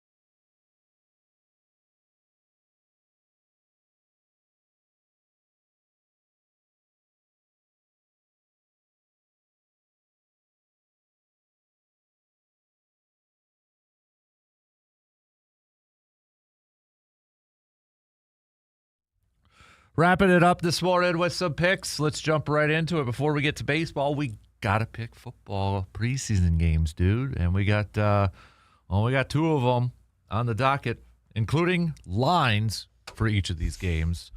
Raiders at the Texans. Texans favored by just 1.5 in this game. I'll go Raiders. I'll go Raiders too. Why not? Let's go 49ers at the Chargers. 49ers favored by 1.5 as well. Gonna go Chargers. I'll go 49ers for this one. Mac Jones lights it up. Backup quarterback. Yeah. So, all right, back to some baseball games here. So, bringing up the schedule. Not a ton of games here on a getaway day, Thursday game. But we've got the Cardinals taking on the Reds. Cardinals. I'm going to go Cardinals, too. They're kind of making me nervous. Not for a division, but I don't want to see them in the postseason either. Just go away. Go away. Giants and Cleveland. Cleveland. Yep, I'm going to go Cleveland, too. Toronto, Tampa Bay. Toronto. I'm going to go Toronto, too. They're not out of it either. They're right there. Athletics, Kansas City. Kansas City. KC. Braves with a quick one-game set against the White Sox before they come up to Milwaukee. Weird. I'm going to go Braves. I'll go Braves, too. How about the Yankees and Baltimore? Yankees. Nationals versus the Rangers. Rangers. Anaheim Angels, Los Angeles of Anaheim Angels, whatever the heck they want to go by, and the Houston Astros. Astros. And then finally, Seattle at Milwaukee. I think the Brewers get it done. I'm nervous as all get out. Yeah, a little bit. But I say Brewers 6-5. 6-5 Brewers. Robert Gasser leaves the game, though, with it either tied or Brewers are losing. I could see him leaving with them losing. Yep. Like the 5th inning. No decision. Aaron Ashby picks up his 50th win of the season. So, reminder too, tomorrow's game is an early one too. First pitch is 3:10 between Jacob Mizorowski and Chris Sale. So maybe they're doing it because of high school football season starting. Maybe Friday night game. Yeah, put some respect on high school football. The best thing I remember one time was Packers had their final preseason game, and they moved it. It was a Friday game. They moved it to 2 or 3 o'clock in the afternoon, and I went to that game. A Lambeau Field Packers game Friday at 2 or 3 was awesome because you got home at a decent time too. Yeah. And I just remember it was the last one. They played the Titans. Vince Young was a rookie. Amon Green. It was Favre played one series. It was a deep pass, I think, to Robert Ferguson, or might have been Driver. Maybe it was, no, it was, I think it was I don't know. Anyways, he got tackled at a one. Amon Green ran it in. Starters were done. It was done. But perfect, beautiful Friday afternoon at Lambeau Field. And they moved it because of high school football, but that has not happened since. Well, they played the Eagles 2 years ago, opening Friday night. Yep. That was annoying. Yep. I watched that in my backyard, and the whole Jordan Love knee. Yeah. It sucked because then they had the long plane ride, and you're sitting there waiting because there was no updates. No updates, and then you're watching him walk down the plane. Is there a limp? Is there not a limp? Does he need help? What's going on? Oh, I hated that game, and God, they should have won that one. They should have won the game. Dang it. That was, I had set up backyard TV. I was going to have a fire, and did not sleep well that night because I'm don't let the season be done. Yes. Because I think we all thought ACL. Yeah. But we had Malik. And then Malik Willis, the legendary Yes. Malik Willis.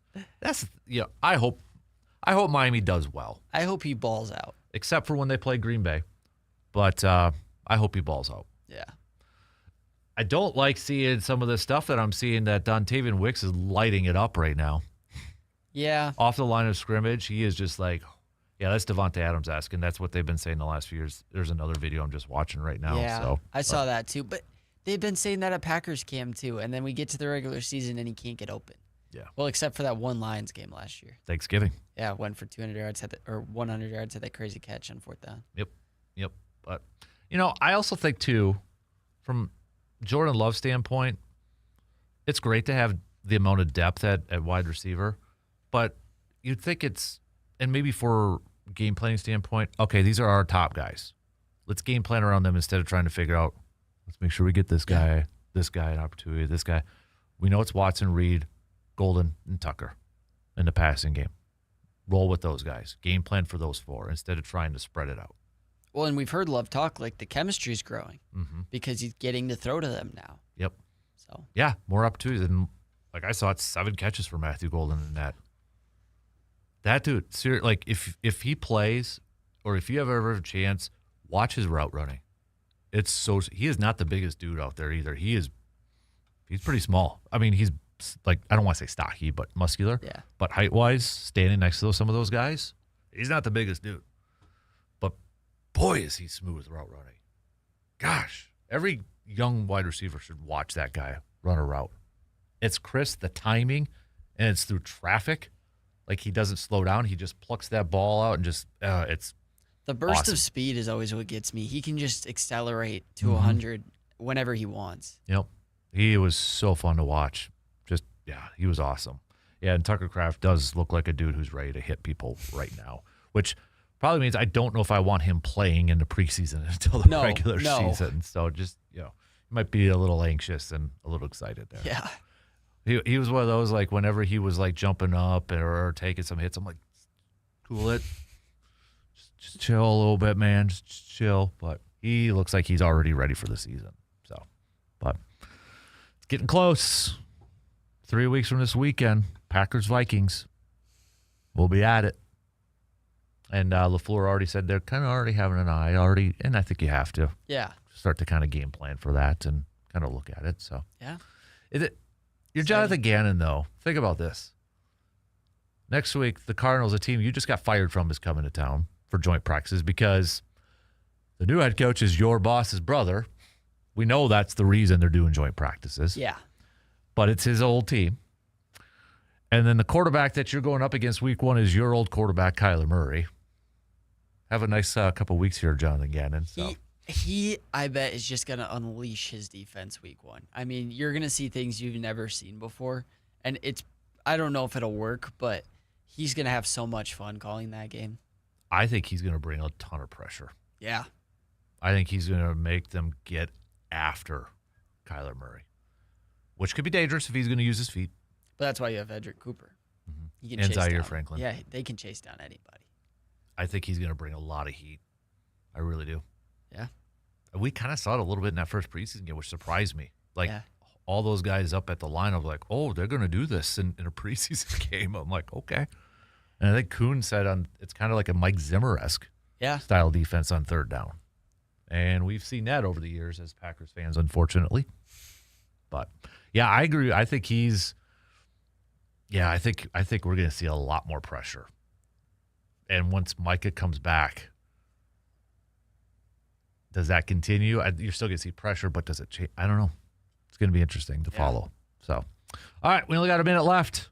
So, again, tonight you're going to be Chi High football and DC Everest. So, going to be working that one. I know Memorial's in action against New Richmond. North is in action against Superior. A lot of other teams in action for high school football. So, best of luck to all the teams that will kick off their season tonight. I know we got other teams that will be kicking off tomorrow, but a big slate of games across the state for high school football today. Does seem kind of with Thursday night football sort of thing. It's weird. Yeah. It is. I like Friday, but it is what it is. Yeah. So get the season underway here starting tonight. And tomorrow, Brandenburg will be joining us, and we'll kind of recap some of the games that happened and look ahead to some of the games that are on the schedule. So, again, best of luck. Have a good rest of your day, everybody. We'll talk to you all again tomorrow morning, 6 a.m. See you then.